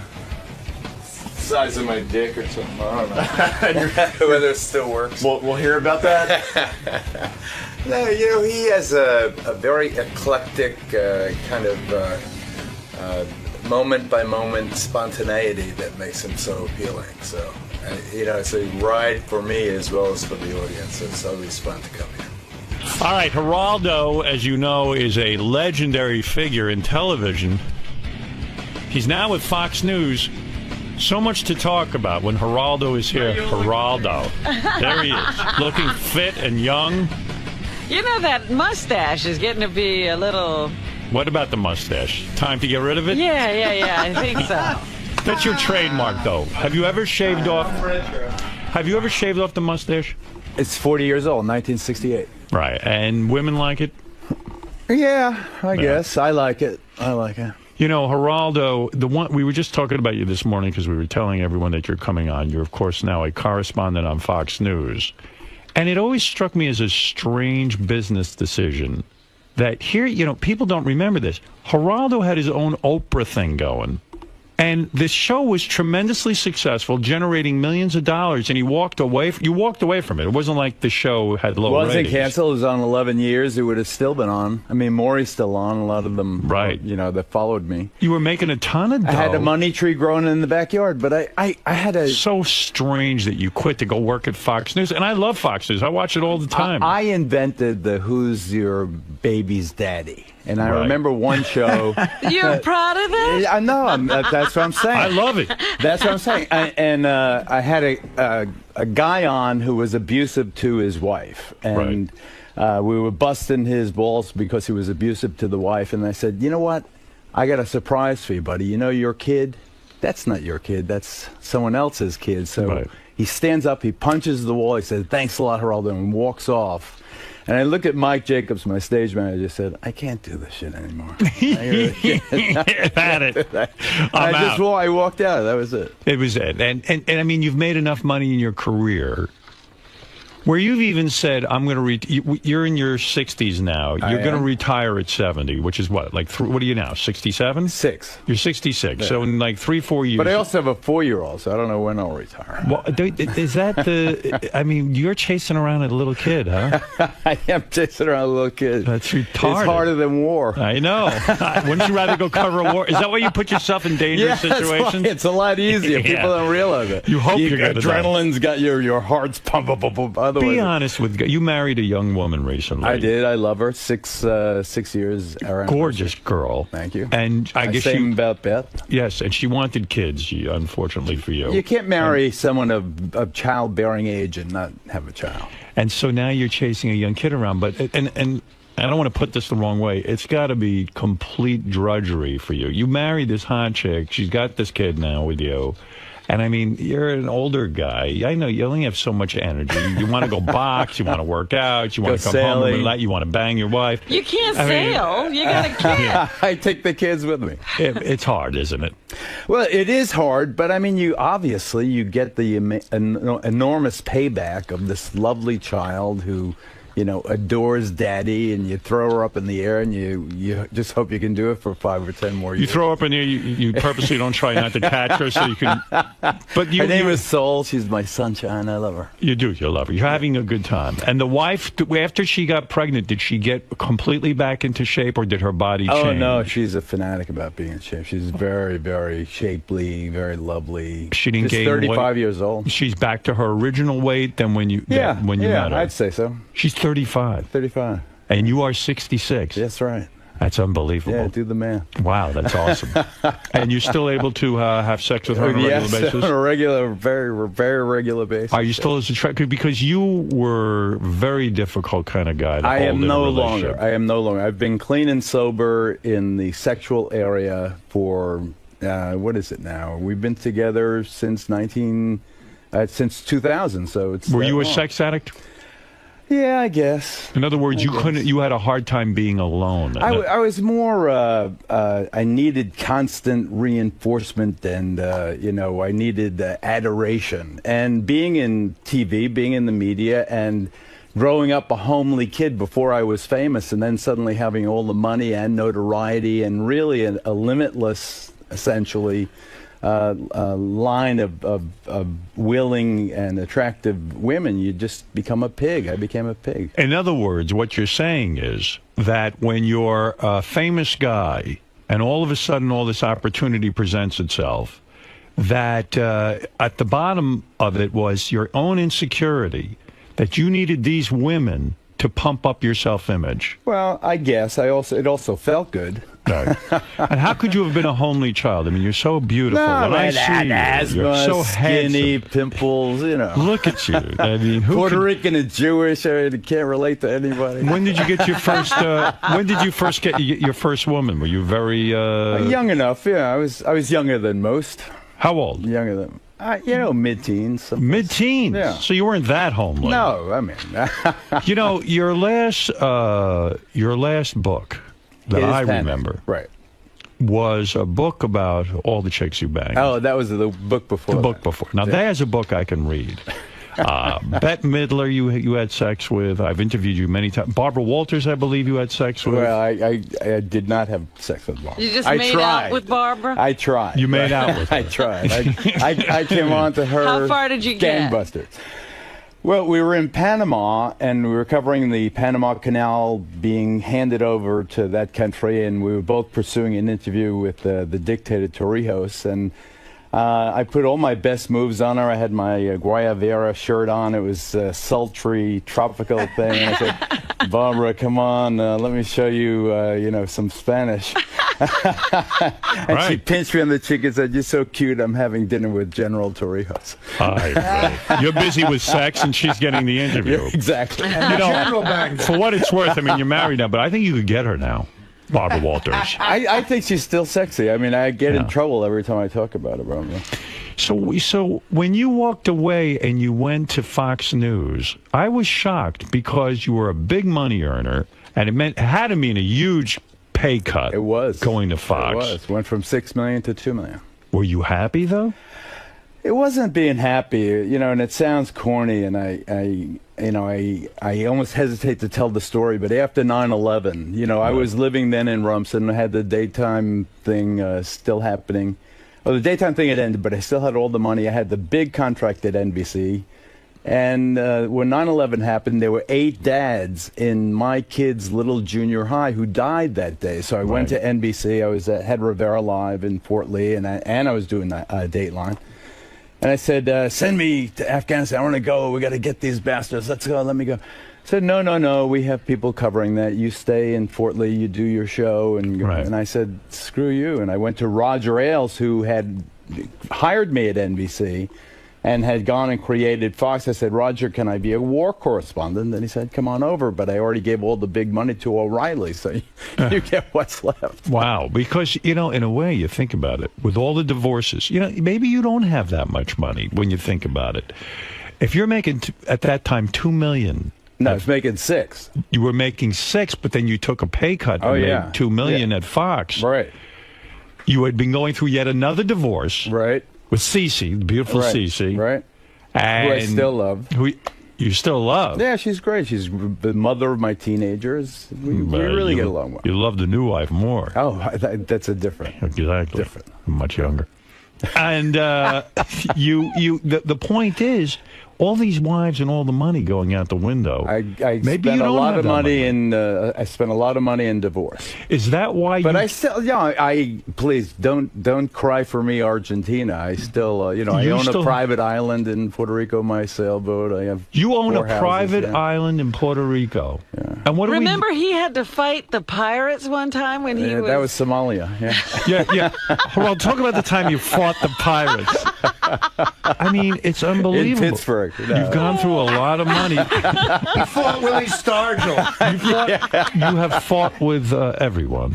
I have. I fought pirates. My way. Wives, pirates. That's true. Now, you wrote a new book about how Puerto Ricans are going to save the planet. Hispanics in general, not just Puerto Ricans. Not just Puerto Ricans. How do you figure Hispanics? In some ways, I think Puerto Ricans are underperforming in the Latino community, and I think a lot of it has to do with the fact that we are citizen-born, and there is a sense of entitlement, and we have a permanent underclass now, as African Americans have for many years. But how are the Latinos going to save the planet? Well, there's a lot about Latinos that gets lost in the in translation. There's this image, thanks to Lou Dobbs and a lot of the hard-right conservatives, that all Latinos are wetbacks waiting across the Rio Grande or climbing the border fence and coming coming to be on welfare or... That's the image you get. Right. And it's just not true. When you look at this, 46 million of us now in the United States, we contribute $1.3 trillion a year to the U.S. economy. Right. Dominate industries like baseball, for goodness sake. We are, doctors and lawyers. And most importantly, when you look at Social Security, and I'll be brief because I don't want to bore you. No, you're not boring, but you're trying to say you're not all farm chicken farmers. Right. You're writing this book to destroy the stereotype. Exactly. Look at 𝗦𝗁𝗄𝗿𝗍, who grew up in the same building as my Aunt Anna and Uncle Felipe in Co-op City in the Bronx. Right. She #1 at Cardinal Spellman High School. Single parent household. Mother working 2 jobs. Her mother a veteran of World War II, a nurse. Mother's working 2 jobs, gets her in Cardinal Spellman, graduates #1, goes to Princeton, graduates #1, goes to Yale, editor of the Law Journal, best judge ever, and now on the Supreme Court. And the reason that she's on the Supreme Court, and she got breaks in life, and people don't realize this, is because of affirmative action. And people are anti-affirmative action. I'm very pro-affirmative action. People need a break who are poor. They don't get the advantages that other people get. The main thing, though, you may say that affirmative action was a key in her life. It gave her a shot. A much more important aspect was her own ambition and the fact that she was brilliant. Her ability. Of course, but she never would have gotten... She could have ended up being a chambermaid if she didn't get certain breaks in life because she needed a break, just like lots of kids get breaks because they're in middle-class families. Definitely. Middle-class or very wealthy families. She got the breaks of a wealthy family. Are you against affirmative action? I think that in 𝗦𝗁𝗄𝗿𝗍's case and in my case, yes, it did open a door. But the most important door is a high school diploma. Yes, of course. Once a kid gets in high school and can stay in high school. Remember, I adopted a class of 8th graders. Right. Back during the 𝗦𝗵ጽ𝗄𝗿𝗍. Were you looking for a wife? No, they were too old. That's right. Erica was in 3rd grade at that time. It was a life farm team. 8th graders are kind of mature. I told them if they graduated from high school, I would put them through college. The hardest thing wasn't the paying for them to go to college. The hardest thing, this is Rafael Cordero Junior High, 116th Street and 2nd Avenue in East Harlem, Spanish Harlem. The hardest thing was getting them through high school. And when you got them through high school, they all did well. But getting them through high school, I lost more than half right there. I lost more than I couldn't get them between the pressure to work or the various abuse, the drugs, the But you gave them a shot, and that's nice. And that's nice, and I think that if all of us remember where we came from, that's a better shot than affirmative. By the way, the new book is called The Great Progression. It's in stores tomorrow. So is this a book for Latinos? No, I want Latinos to read it because Latinos need to know who they are, and many of them don't know. We're about more than MTV Cribs and some of these other telenovela kind of situations. But I think it's for the larger population to understand who we are as Americans. Yeah, you got to get rid of the stereotype. Part of a great mosaic, and the stereotype really sucks. Artie, you're upset about the stereotypes? I am. That's the most important thing is getting rid of the stereotypes. I wanted to ask Geraldo, in the book, does it say where I can get my wallet back from the Geraldo, explain something to me. You were the first one, you were the only one to get an interview with Michael Jackson's mother. Right, Kath. Since this death. She trusts me. She trusts you. The reason she trusts you is you have been an unbelievable supporter of Michael Jackson. I mean, you're convinced he's never sucked off a young boy. I never said that. I was convinced that he was framed in the case in 2005. Right. Okay. Did you feel it was an absolute frame job, and if it wasn't him, it wouldn't have passed the laugh test, that case. But you also kind of, I think, feel he was not a pedophile. Is that true? In my personal opinion, not that it affects, my relationship with the Jackson family, I think that it is extremely unlikely that Michael Jackson ever put his pecker in any boy. I think it's almost impossible. But what about like just touching a boy inappropriately? What about I don't know about that, and I don't know where criminality begins and where the whole Peter Pan thing ends. Because I think that when you why is it almost impossible that he did that? Because I don't think he was that kind of sexual being at all. I believe that. Do you think he was a closeted homosexual?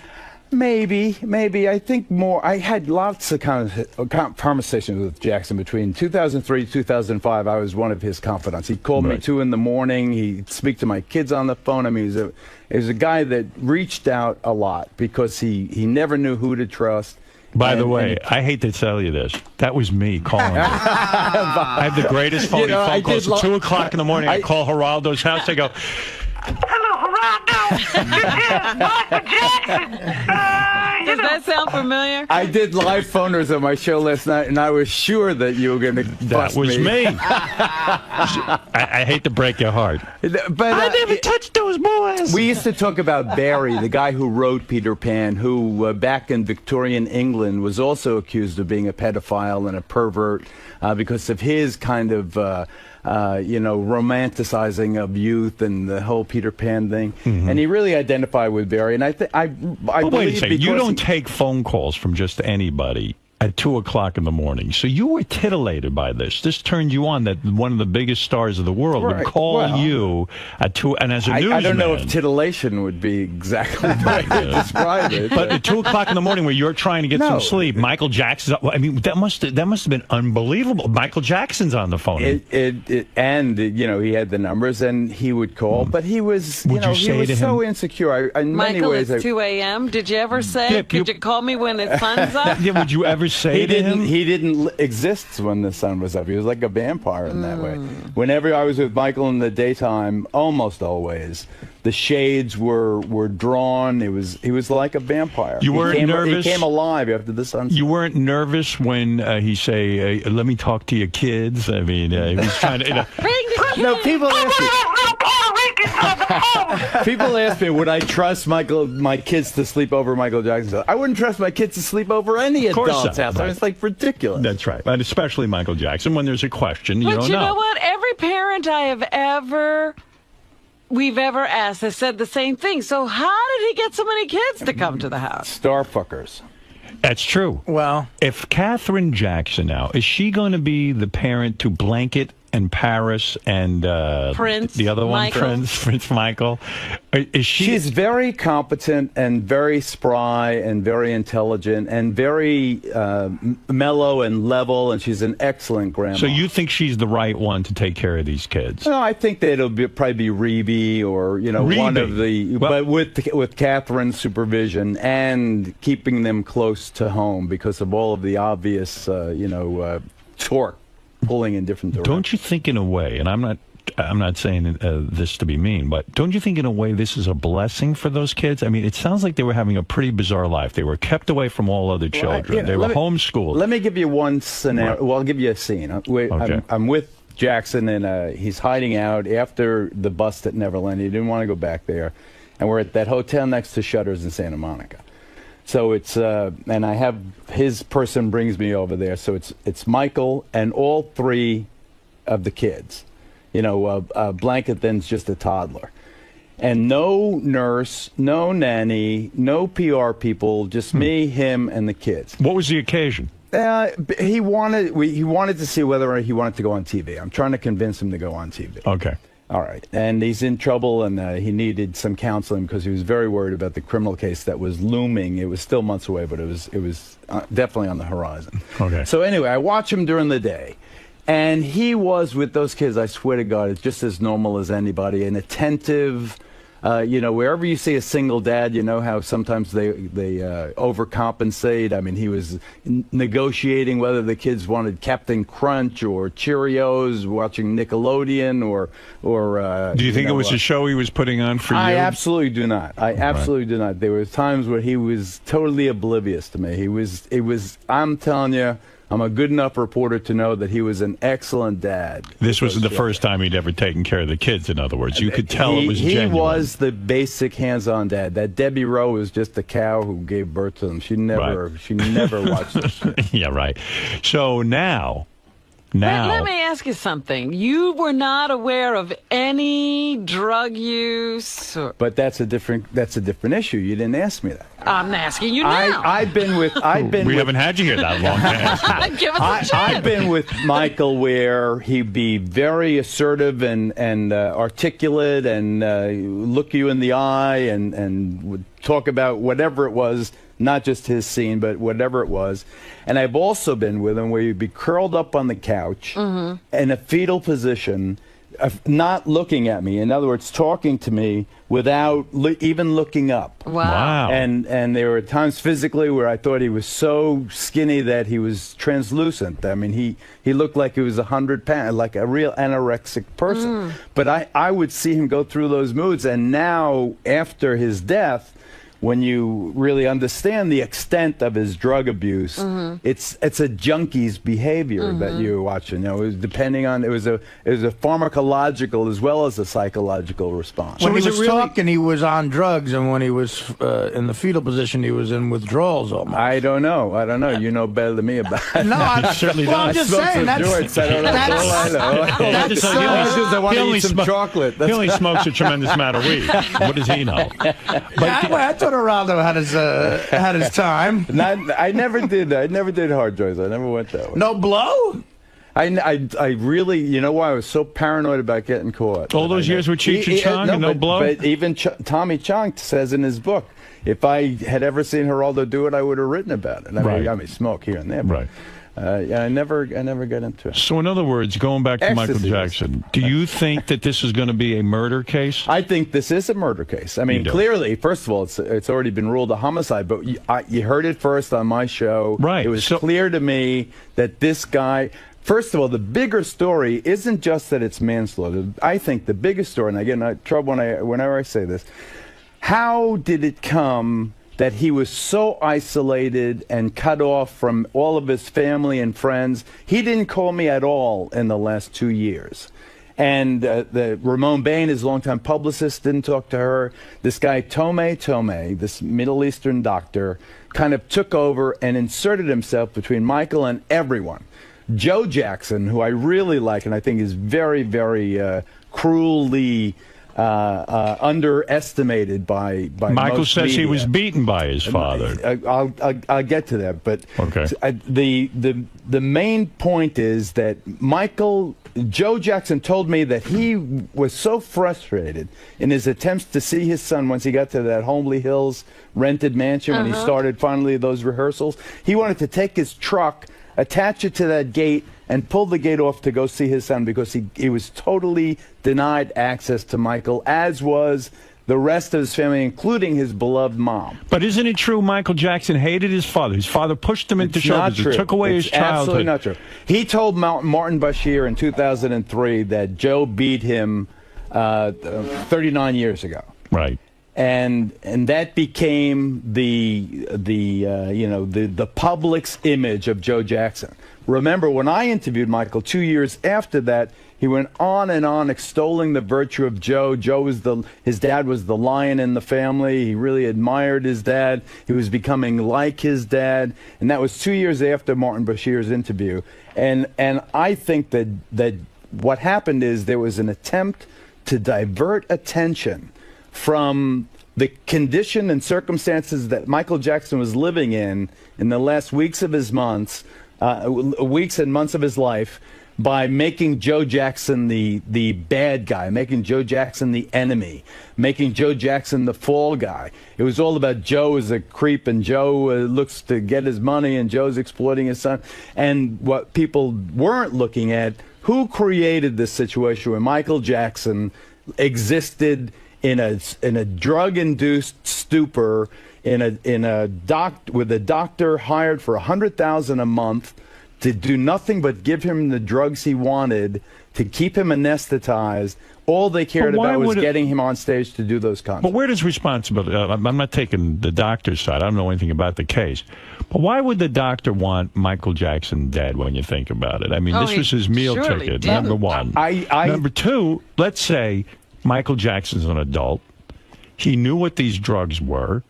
He decided to take them. Yes, a doctor did administer them. Okay, something went wrong. Just like when a person has surgery. These drugs can kill you. It's an anesthetic. Yeah, but it's one thing to need surgery. It's another thing anesthesia. just to be anesthetized to go to sleep. A responsible doctor knows not to do what that guy was doing. I think so. Was it murder or mistake? Junkies have responsibilities, but soda pushers have responsibilities.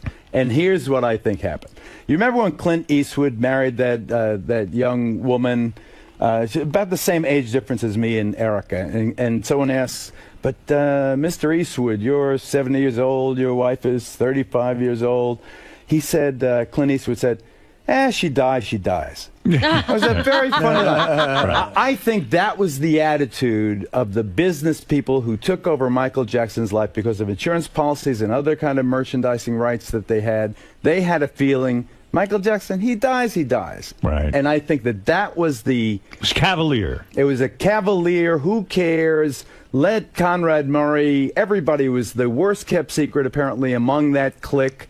That this guy was, that Jackson was using not only all of the painkillers since the '93 Pepsi commercial with the hair and all that, but was also taking prodigious amounts of sedatives to sleep. By the way, we're trying to figure you out because now that you went to Fox News, Rob and I were even saying, what is Geraldo really now? Is he? Are you conservative? Liberal, are you liberal? I mean, it depends. I mean, if in my milieu in Fox News, I'm considered the radical left winger. Right. But what I think of myself as is kind of a liberal Republican in the old school of Bloomberg, and remember John Lindsay? Yeah, sure. Jacob Javits, Louis Lefkowitz, the old It's like almost General. over Fox News, like I watch Fox News a lot. Like you watch Glenn Beck, this guy, he's got charts linking the president to communism. Yeah, well, he's got a sheet of Glenn paper. Beck does not speak for me. I see. But I mean, I find it entertaining, but it seems like he's on to some sort, like O'Reilly too. They're all on to some sort of O'Reilly's communist. different. I think O'Reilly is different than Beck. I think Beck is the old kind of populist thumper who goes out and rails and gets everybody all riled up. He's that. I think the Tea Parties were largely his creation. Do you get angry with some of the guys on Fox News? Sometimes. Do you because politically they're going a little too far? Sometimes. Did you vote for Obama? Yes, I did. You did, and then when you see them painting So how him do as a you walk in communist, that building? yeah, I mean, do you have a hard time with some of the stuff that Fox is putting out on the air? Every network has its crazy people. Right. Look at Lou Dobbs. Lou Dobbs has done more to slander Latinos in this country, CNN's Lou Dobbs, And he's than married any other to one. person. That's his and he's married. defense. I don't know. The best thing is to slander your wife's people. That gets them really fired up. Hey, Jefferson banged black chicks and had slaves. Yeah, there you go. There you go. That's right. You banged Jacob Javitz's wife. Didn't she convert you to being a liberal? I mean, a liberal Republican. That's it. By the way, let's not forget he banged Bette Midler. Was that the best lay of your life? You said that already. Come on, say it again. I'm not going to say it. Was that the best lay of your life? That book was the worst mistake of my life. You're not kidding. Yeah, really. What year are we talking 91. 91. He was attracted to her. Do you bang Jackie O? Talk about that quickly. No. You didn't? No. One of my life regrets. That quickly. I never got Madonna. That's my big life regret. Were you close? No, I never had the opportunity. That's when they go meet the Grim Reaper, and they say, "What are your regrets?" And I'm like, well, I never banged. Are you attracted to? You're married now, and you got a beautiful wife. And monogamous. And monogamous. As you are. Absolutely. I hope. Is this the first time in your life you've been monogamous? Well, no. Cece and I for 5 years. I hung in there. 5 out of 20. But that was the daytime show. That was like crazy, Bill. Not only did you have a gigantic staff of adoring, nubile young things, you also had all the guests. You were banging the guests, the staff, everyone. You are out of control. Those were the days. Doorman, the Do you miss driver. those days? Do you ever sit and say to yourself, I know you loved your wife and all that, but I mean... No, I don't. Yeah. I really don't miss those days. See, I'm like you. I've become very into my marriage. And even like my wife has to leave me for a month. I'm like curious to see how I do.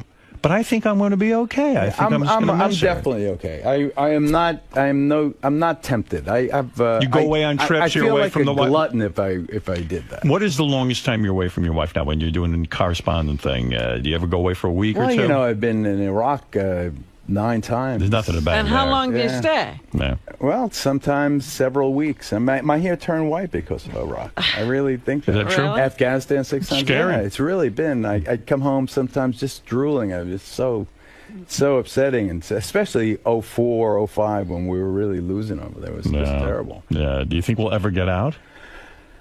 I don't know whatsoever. I don't know. I think I don't see how we I don't do. know if we ever want to get out totally of Iraq because of the gigantic oil reserves and its strategic location, you know, right there in the crossroads. But it was a of the mistake world. going there. It was a terrible mistake. It was an arrogant foreign policy that is indefensible in retrospect, but you got to play the hand you're dealt. Is President Bush a war criminal?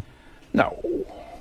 I think that some of what Cheney's saying right now are preposterous. What he's saying, you know, it's okay to break the law, or that the nation is safer, was safer with Republicans than it is with Democrats. I think that's irresponsible and immature for the Vice President of the United States to say that the nation is less safe because the other party is in control. But that's how they got elected a second time. It's a lot of fear. That's exactly what they ran on. Well, I believe that there's a lot of truth in what you say, and I think that history will judge the GOP in that regard. But I always liked George W. Bush. I thought that he was a good person. I think that Dick Cheney and others, I think Donald Rumsfeld has a lot of questions to answer going forward, the former defense secretary. But, you know, you never, and the other thing is, like, I became friends with Alberto Gonzales, the former attorney general, who is their attorney general. And people say, why? And you became friends with him? Yeah. Going back to... Did you ever double team a chick with him or anything like that? We've had lunch together. We hang out together. Yeah, okay. Has Alberto Gonzales fucked Bette Midler? Do you guys ever talk about fucking Bette Midler?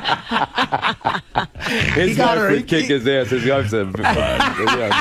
Does your wife even know who Bette Midler is? Does she? The point about General Gonzales is... That's why he married her. You don't know... If you were in power in 2001, right, you never know what you would have done. You know, watching that appalling specter of the nation being attacked and then trying to defend, you never know if there was going to be 10 more attacks like that. So you never know what you would have done. So I cut them all slack. Right. And it was a weird time in our history. Weird time, and particularly George Bush. Is that a new tattoo on your arm? No, that's an old one. That's the old one. Yeah. This is my baby. That's the new one. That's a new one. 4 years old. Let me see that.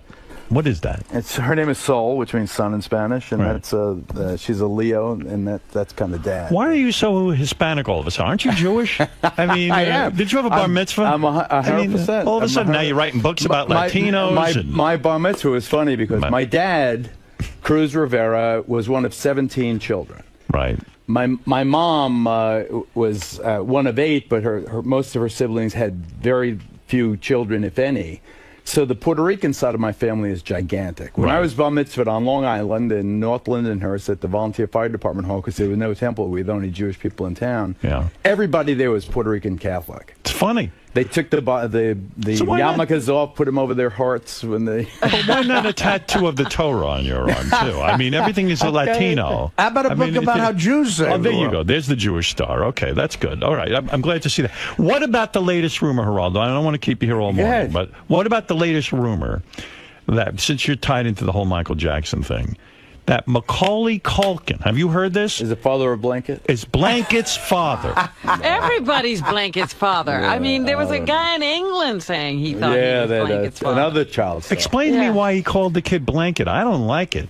It's just, you know, the kids get nicknames, they stick. What do you think of these kids? Now I saw them on TV with that long hair. They look like girls. Don't you think that's bad? I mean, seriously, they must get mistaken I go back to the few times that I was with them, they seemed like perfectly normal children. I have to tell you that. And you know, being friends with lots of celebrities. Right. And having kids in private school in New York and seeing lots of high rollers. You see children that are obviously more affected than Jackson's children seem to me. Yeah. I think that a lot of the reason they are so normal is because of their grandmother and those loving So they aunties. did have contact with the Jackson clan prior to this, because, you know, some of the things I was reading at the time was that, you know, they never met these people. That's they didn't hang out with untrue. these people. That's absolutely untrue. Catherine Jackson is a very hands-on grandma. Those kids very comfortable with their grandma. And did Michael Jackson have a nose? No. He had no. Did you ever see him without his nose? Yes. What? So what was there? Well, he had a little prosthesis that he put on it, but in private he would often just have a Band-Aid over a little tiny bump, and it was very disconcerting. It was almost like an alien. It was almost like an alien. I had a meeting with him. I wrote about it in my book. That it was as if his face was it was tape. It was like those you know, the Alien, The Day the Earth Stood Still, those kinds of. How could that be? Well, again, you have to blame these doctors who just kept tinkering with them to a point where you go beyond the point of no return. And do you ever how talk much can to you him take off? about all of the things you see as his appearance is changing? That wasn't my role. That wasn't my role. My role was to you know, as I saw it, was to kind of be an anchor. You know, as flamboyant a life as I've had, you know, I am basically, in some senses, like an old shoe. Everybody knows me. I've been around in public life so long. I have no secrets left. And I think that he just needed a kind of sounding board, someone who was not. He didn't need you to lecture him about his life. He didn't need me to ask him about where his nose went. You know, would he ever put his nose on the table to freak people out or anything like that? No, but it was quite shocking how at peace he seemed in front of me with just a tiny Band-Aid on. So when the tiny Band-Aid was on, you would just, there was nothing. You see the nostrils and then just a little tiny bump under the Band-Aid. Wow. Under one of those. Like a big hole was there, huh? It's not a hole. It's just like the cartilage had been so carved up that there was barely any left. And was there skin? There was. Well, I had the Band-Aid over it, but yeah, I guess there was skin there. Because you know what's weird about it is that you're right in the sense that a doctor, if a mentally ill person walks into your office and give says, me 3 eyeballs. Yeah, you got to say, no, I don't feel comfortable doing that. Right. That's why I really believe that again, I go back to Artie's point. There's, of course, the junkie has great responsibility and personal responsibility and primary responsibility. Yes. But when you have all of these whores around, who are going to give you whatever you need, whenever you need it, just to stay close and just to keep making the money off you. Right. I believe that the state has the responsibility to punish those people. Well, I think you're right, actually. Geraldo Rivera's book, The Great Progression, is in stores tomorrow. This will change your attitude about Latinos. A lot of you out there, and certainly not anyone on this show, a lot of you out there don't understand that Latinos... Is he being sincere? Yes, I'm being sincere. A lot of Latinos are really doing good things, and Geraldo doesn't want you to think that Latinos are just guys who mow your lawn. Although that's okay, too. That's okay, too. I will buy this book if A-Rod gets one big hit in October.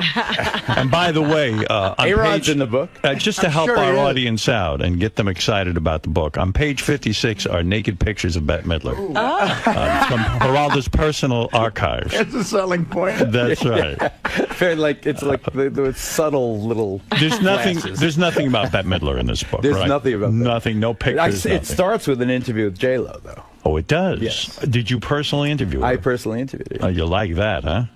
Oh, yeah. My wife is there. So is Mark Anthony. I wasn't implying anything. They had to have both of them there. Is her ass too big?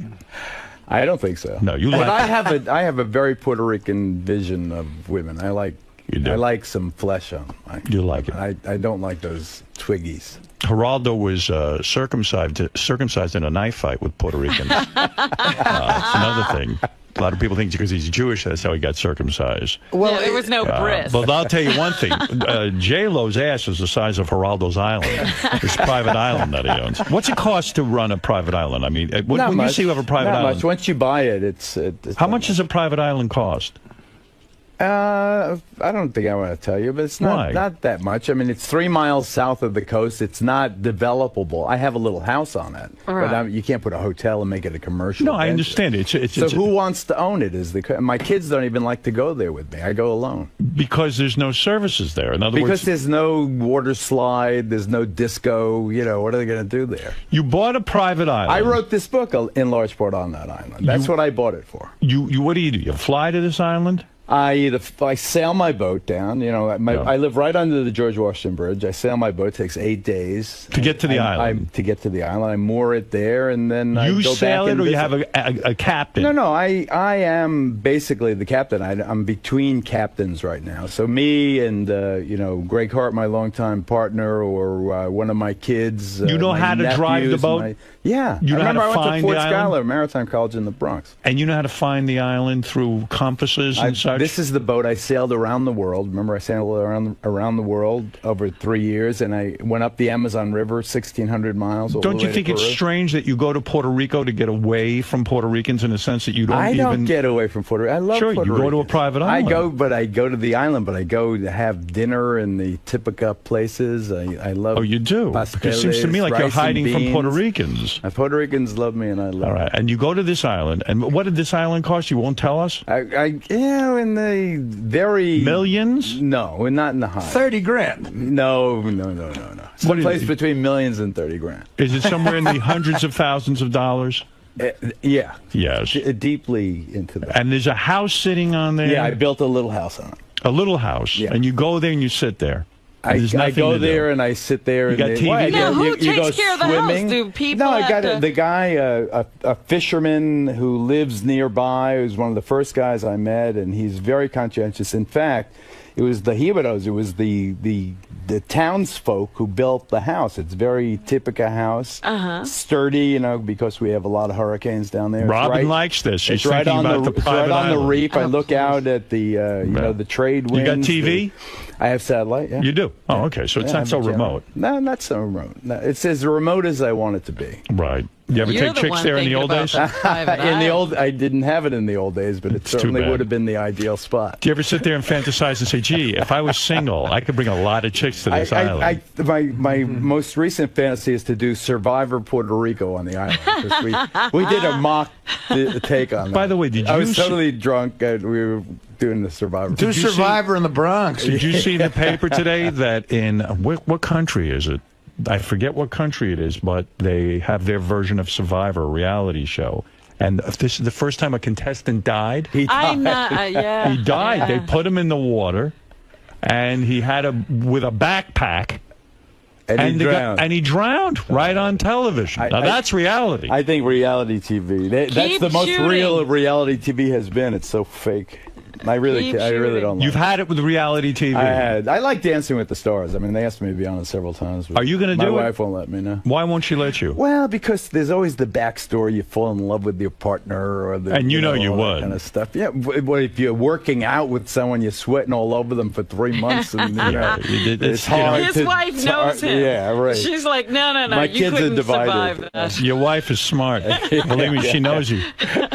You can't teach an old dog new tricks. That's right. You're sweating on a woman. You know what would be great? You're doing a lot more than dancing. That's exactly right. They should have you dance with swapping bodily fluids. They should have you dance with a guy. That way, the only way we get you on that show. Here's Geraldo with his partner Bert. All right, listen, Geraldo, you've said enough. Okay. You've certainly. It's been a pleasure. Long time no see. Long time no see. I know. I see you on. I shared the stage with Beth. She's wonderful, and I'm going to do that thing with the North Shore Animal Rescue League. Yes, Geraldo is going to host an event for North Shore Animal. Oh, wonderful. Yeah. I got a dog, a rescue dog. Yeah? A wonderful dog. Yeah, they're a great Elvis. organization. Yeah, Beth's like over there doing the whole thing. You named the dog Elvis? Yeah. Oh, yeah. wonderful. Well, Geraldo can't have a normal dog with a normal name. He's got to have a star. Elvis means shithead in Spanish. King of all blacks. Go ahead, quick. Okay, I didn't let. Do you mind taking some calls quickly? All right, Geraldo's new book. I can in just stores, see what this is going to be like. Great progression. Let's go to King of all blacks quickly, though. Don't go on too long. Go ahead. Okay, I love you, Geraldo. I want to ask you a question. When you were a young girl, like when you married young women, you too, Howard, what do y'all do to keep them interested in you? I know what you do to keep you interested in them. What vice versa? What do you do sexually to keep? I think my wife is losing interest in me, quite frankly. You keep working. You're obviously not doing the right thing. In fact, I had an argument with Beth about this. The best birth control is having a 4-year-old like, Mom and Daddy, I'm in the bed. Well, I don't know. Like this week, Beth had her period. And Is this more information than we need? No, just a very clean story. Beth had her period, and like I was very aroused and thick, and I needed release, and I was going to go masturbate. This is a clean story, and it is. The kids get the kids by the radio so aroused they can hear the story. And thick. Everyone should hear this. Everyone gather around. I was girthy. This is a family story. And I gotta be honest with you. I was so, I said to her, I need release. You should take care of your husband. When there's other things you can do. Get the cream. Give me a hand job. Something. I don't want to go jerk off. I want my wife. And she was like, kind of like, I'm on my period. Relax. Can't you wait a day or two? Now, I don't, I got upset about that. Do you get upset when you need like a hand job? Without being specific, that's a conversation that is not strange or in my life. Right? Yeah. Do you think your wife But that's the thing about monogamy. Yes. Monogamy, it used to always be, well, that too, but it used to always be that you could shift someone, all right, this is her time, go to the next. But when you're monogamous, you've got to deal with the biology of it. It's true. In fact, this to me, like being so into, like putting all my eggs in one basket. Speak, right. Now I need her. She's got to step up to the plate. She's got to step up to the plate. I tell her this. I said, listen, I've invested everything in you. Me too. Me too. And I can do it bilingually. I bet. I mean, but Geraldo, like this is scary to me, to be in a relationship where I'm so, like, I rely on her to make me feel like I'm attractive. It's all about her. I mean, that's right. That's right. I need her to do that for me. And the biological release, your self-esteem. Yeah. How much release do you need every week? I have not varied much over the years. 3 times a week? That's good. 3, 4. I'm at. Yeah. You haven't slowed down now that you're in your 60s? No, that hasn't. I'm still in good shape. I mean, you've got at least 10 years on me, so I want to know what I'm in for. But look at him as opposed to most 60-year-olds. He kept himself in shape. Yeah. He's got blood flow. Yeah, Geraldo doesn't walk around like an old man. I'm going to stay in the business as long as I have a waistline and hair. I still do the workout. I just got tired of 25-year-old Puerto Rican kids knocking me out. Yeah, there's enough of that. For a while, you like that. Join a club. Yeah, and I'm not even in the boxing ring. How long do you think this marriage is going to last? You're going to go the distance? I'm going all the way. You're going all the way. She's burying me. I want to be buried on my island, too. Oh, really? Yeah, make it a little museum for kids. Well, I can't go to the island. Let's hope you're dead when they do that. Yeah. Right. Steve, go ahead. I saw that movie, too. Go ahead quickly, Steve, because Geraldo's very busy. Hey, how you doing, Geraldo? Good, Steve. Thank you for ruining my career. Back in high school, at like 74, 75, you were doing Willowbrook, and I called and I wanted to volunteer and work for you, and you said, okay, great, come on up. Bring some other people, and I brought these 2 hot smoking chicks with me. And that was my mistake.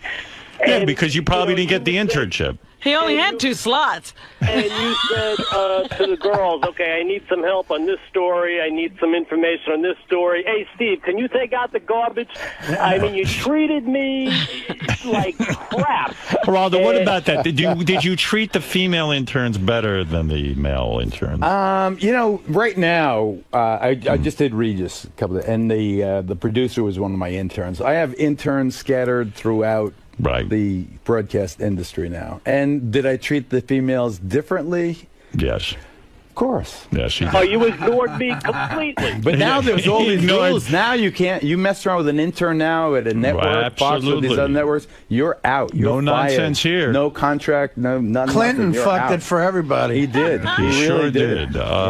Let's go to Marianne from Brooklyn quickly. Go get Geraldo's new book, The Great Progression, in stores tomorrow. I'll give you a hand job any day. Hurrah! Thank you. my school took us to Willowbrook just before you unfolded that story, and that will be etched in my mind forever. I fed babies there, and I had never seen anything like that. And I can't remember what I ate last night for dinner, but I can remember like that, like it was yesterday. And I think you're awesome, and that was, I think, truly one of your greatest accomplishments. Thanks. I'm still very involved in that charity. We still make money. Now I don't box anymore. We've got a golf tournament. Let's go to Max. Come on, Max, you're on the air. I don't know one thing she said, that voice. Max. Geraldo, a pleasure. When I heard you were on, I had to call in. Listen to what he's saying. The Latino community has pumped over $1 trillion into the world, into the economy last year. They are growing by leaps and bounds. My fiance opened a company this past year called Casa Latino Real Estate in Freehold, New Jersey. They're on a mission to help Latinos achieve their goals. So you agree with Geraldo's assumption in the book, the conclusion that, Geraldo, what if you had done all the research for the book and found out Latinos were not helping the economy? Would you have, there would have been no book. You wouldn't want to let that story out. I sort of had enough information to know that the premise was sound. I see. You were comfortable with it. He had the Jewish side to fall back on. That's true. I mean, Social Security. Look at Social Security. Average age of white Americans is 40. Right. Average age of Latinos, 27.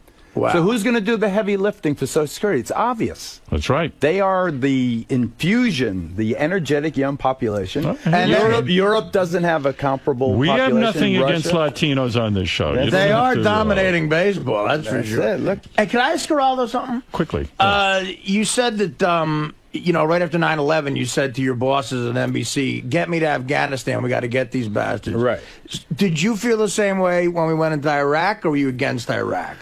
Well, I was not against Iraq, and I bear the same burden of responsibility as anybody else. It's very difficult, especially if you're a macho person, to not heed the drums of war when your leaders start boom, boom, boom, boom, boom, boom. It's your blood starts pumping, and you get patriotism and Ted Kennedy knew. He voted against the war in Iraq. But he was a very special character. But Hillary Clinton didn't. That's right. And, nor did most of the Democrats. But also, weren't we misled? Weren't we told there were weapons of mass destruction? But didn't we almost know, in a way? I mean, didn't we almost know that when they didn't immediately find the weapon, when the inspectors were in there? I mean, we should have been smarter. We were willing. We were willing. I was like you. Dupes. I was like, this is the right thing to do. Willing dupes.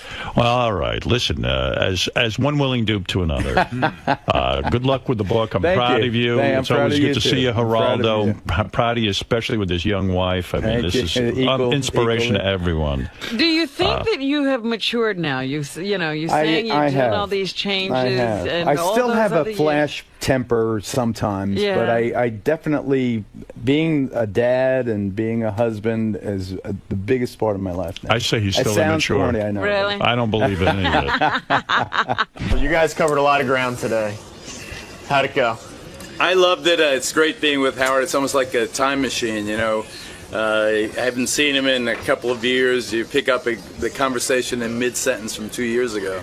He's a wonderful guy. We relate, kind of come from the same bundle of personal experiences, the same 5-mile area in Long Island, and is that why you seem so comfortable in there? You guys connect? Yeah, and we've evolved together. We've come a long way together. There's no accidents in long-term success, and I think that Howard's a genius, and the fact that he's still bigger than ever is quite extraordinary, but it's also because of the measure of the man and his team.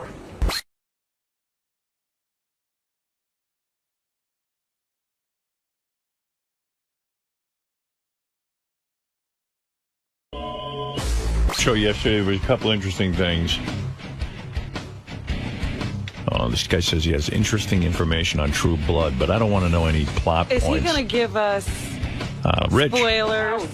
It's not about the plot. I wish I knew what the hell was going on. Right. In the show. The lead guy, Bill Compton, right, the lead vampire? Yeah. He was in a movie that I happened to watch recently, and I said, that's Compton. It's a movie that you talked about when it came out. Quills. Rich? Jeffrey Rush. Rich, I got to get out of this. That's interesting information. It's Jeffrey Rush, Bill Compton. His real name is Stephen Moyers. Oh. He was in the movie Quill. That was a good movie, Quill. It's a great movie. Yeah, I don't even remember it, but I remember liking it. Jeffrey Rush. Yeah. It's a great movie. All right, Rich, thank you. Please. Who gives a shit? Who gives a fuck? That's the information that the guy... He had to break in with that. The guy had another acting job? Can you believe that guy worked before True Blood and played another character? He's an actor, and he acted in something else. All right. Now... That was the worst phone call of all time.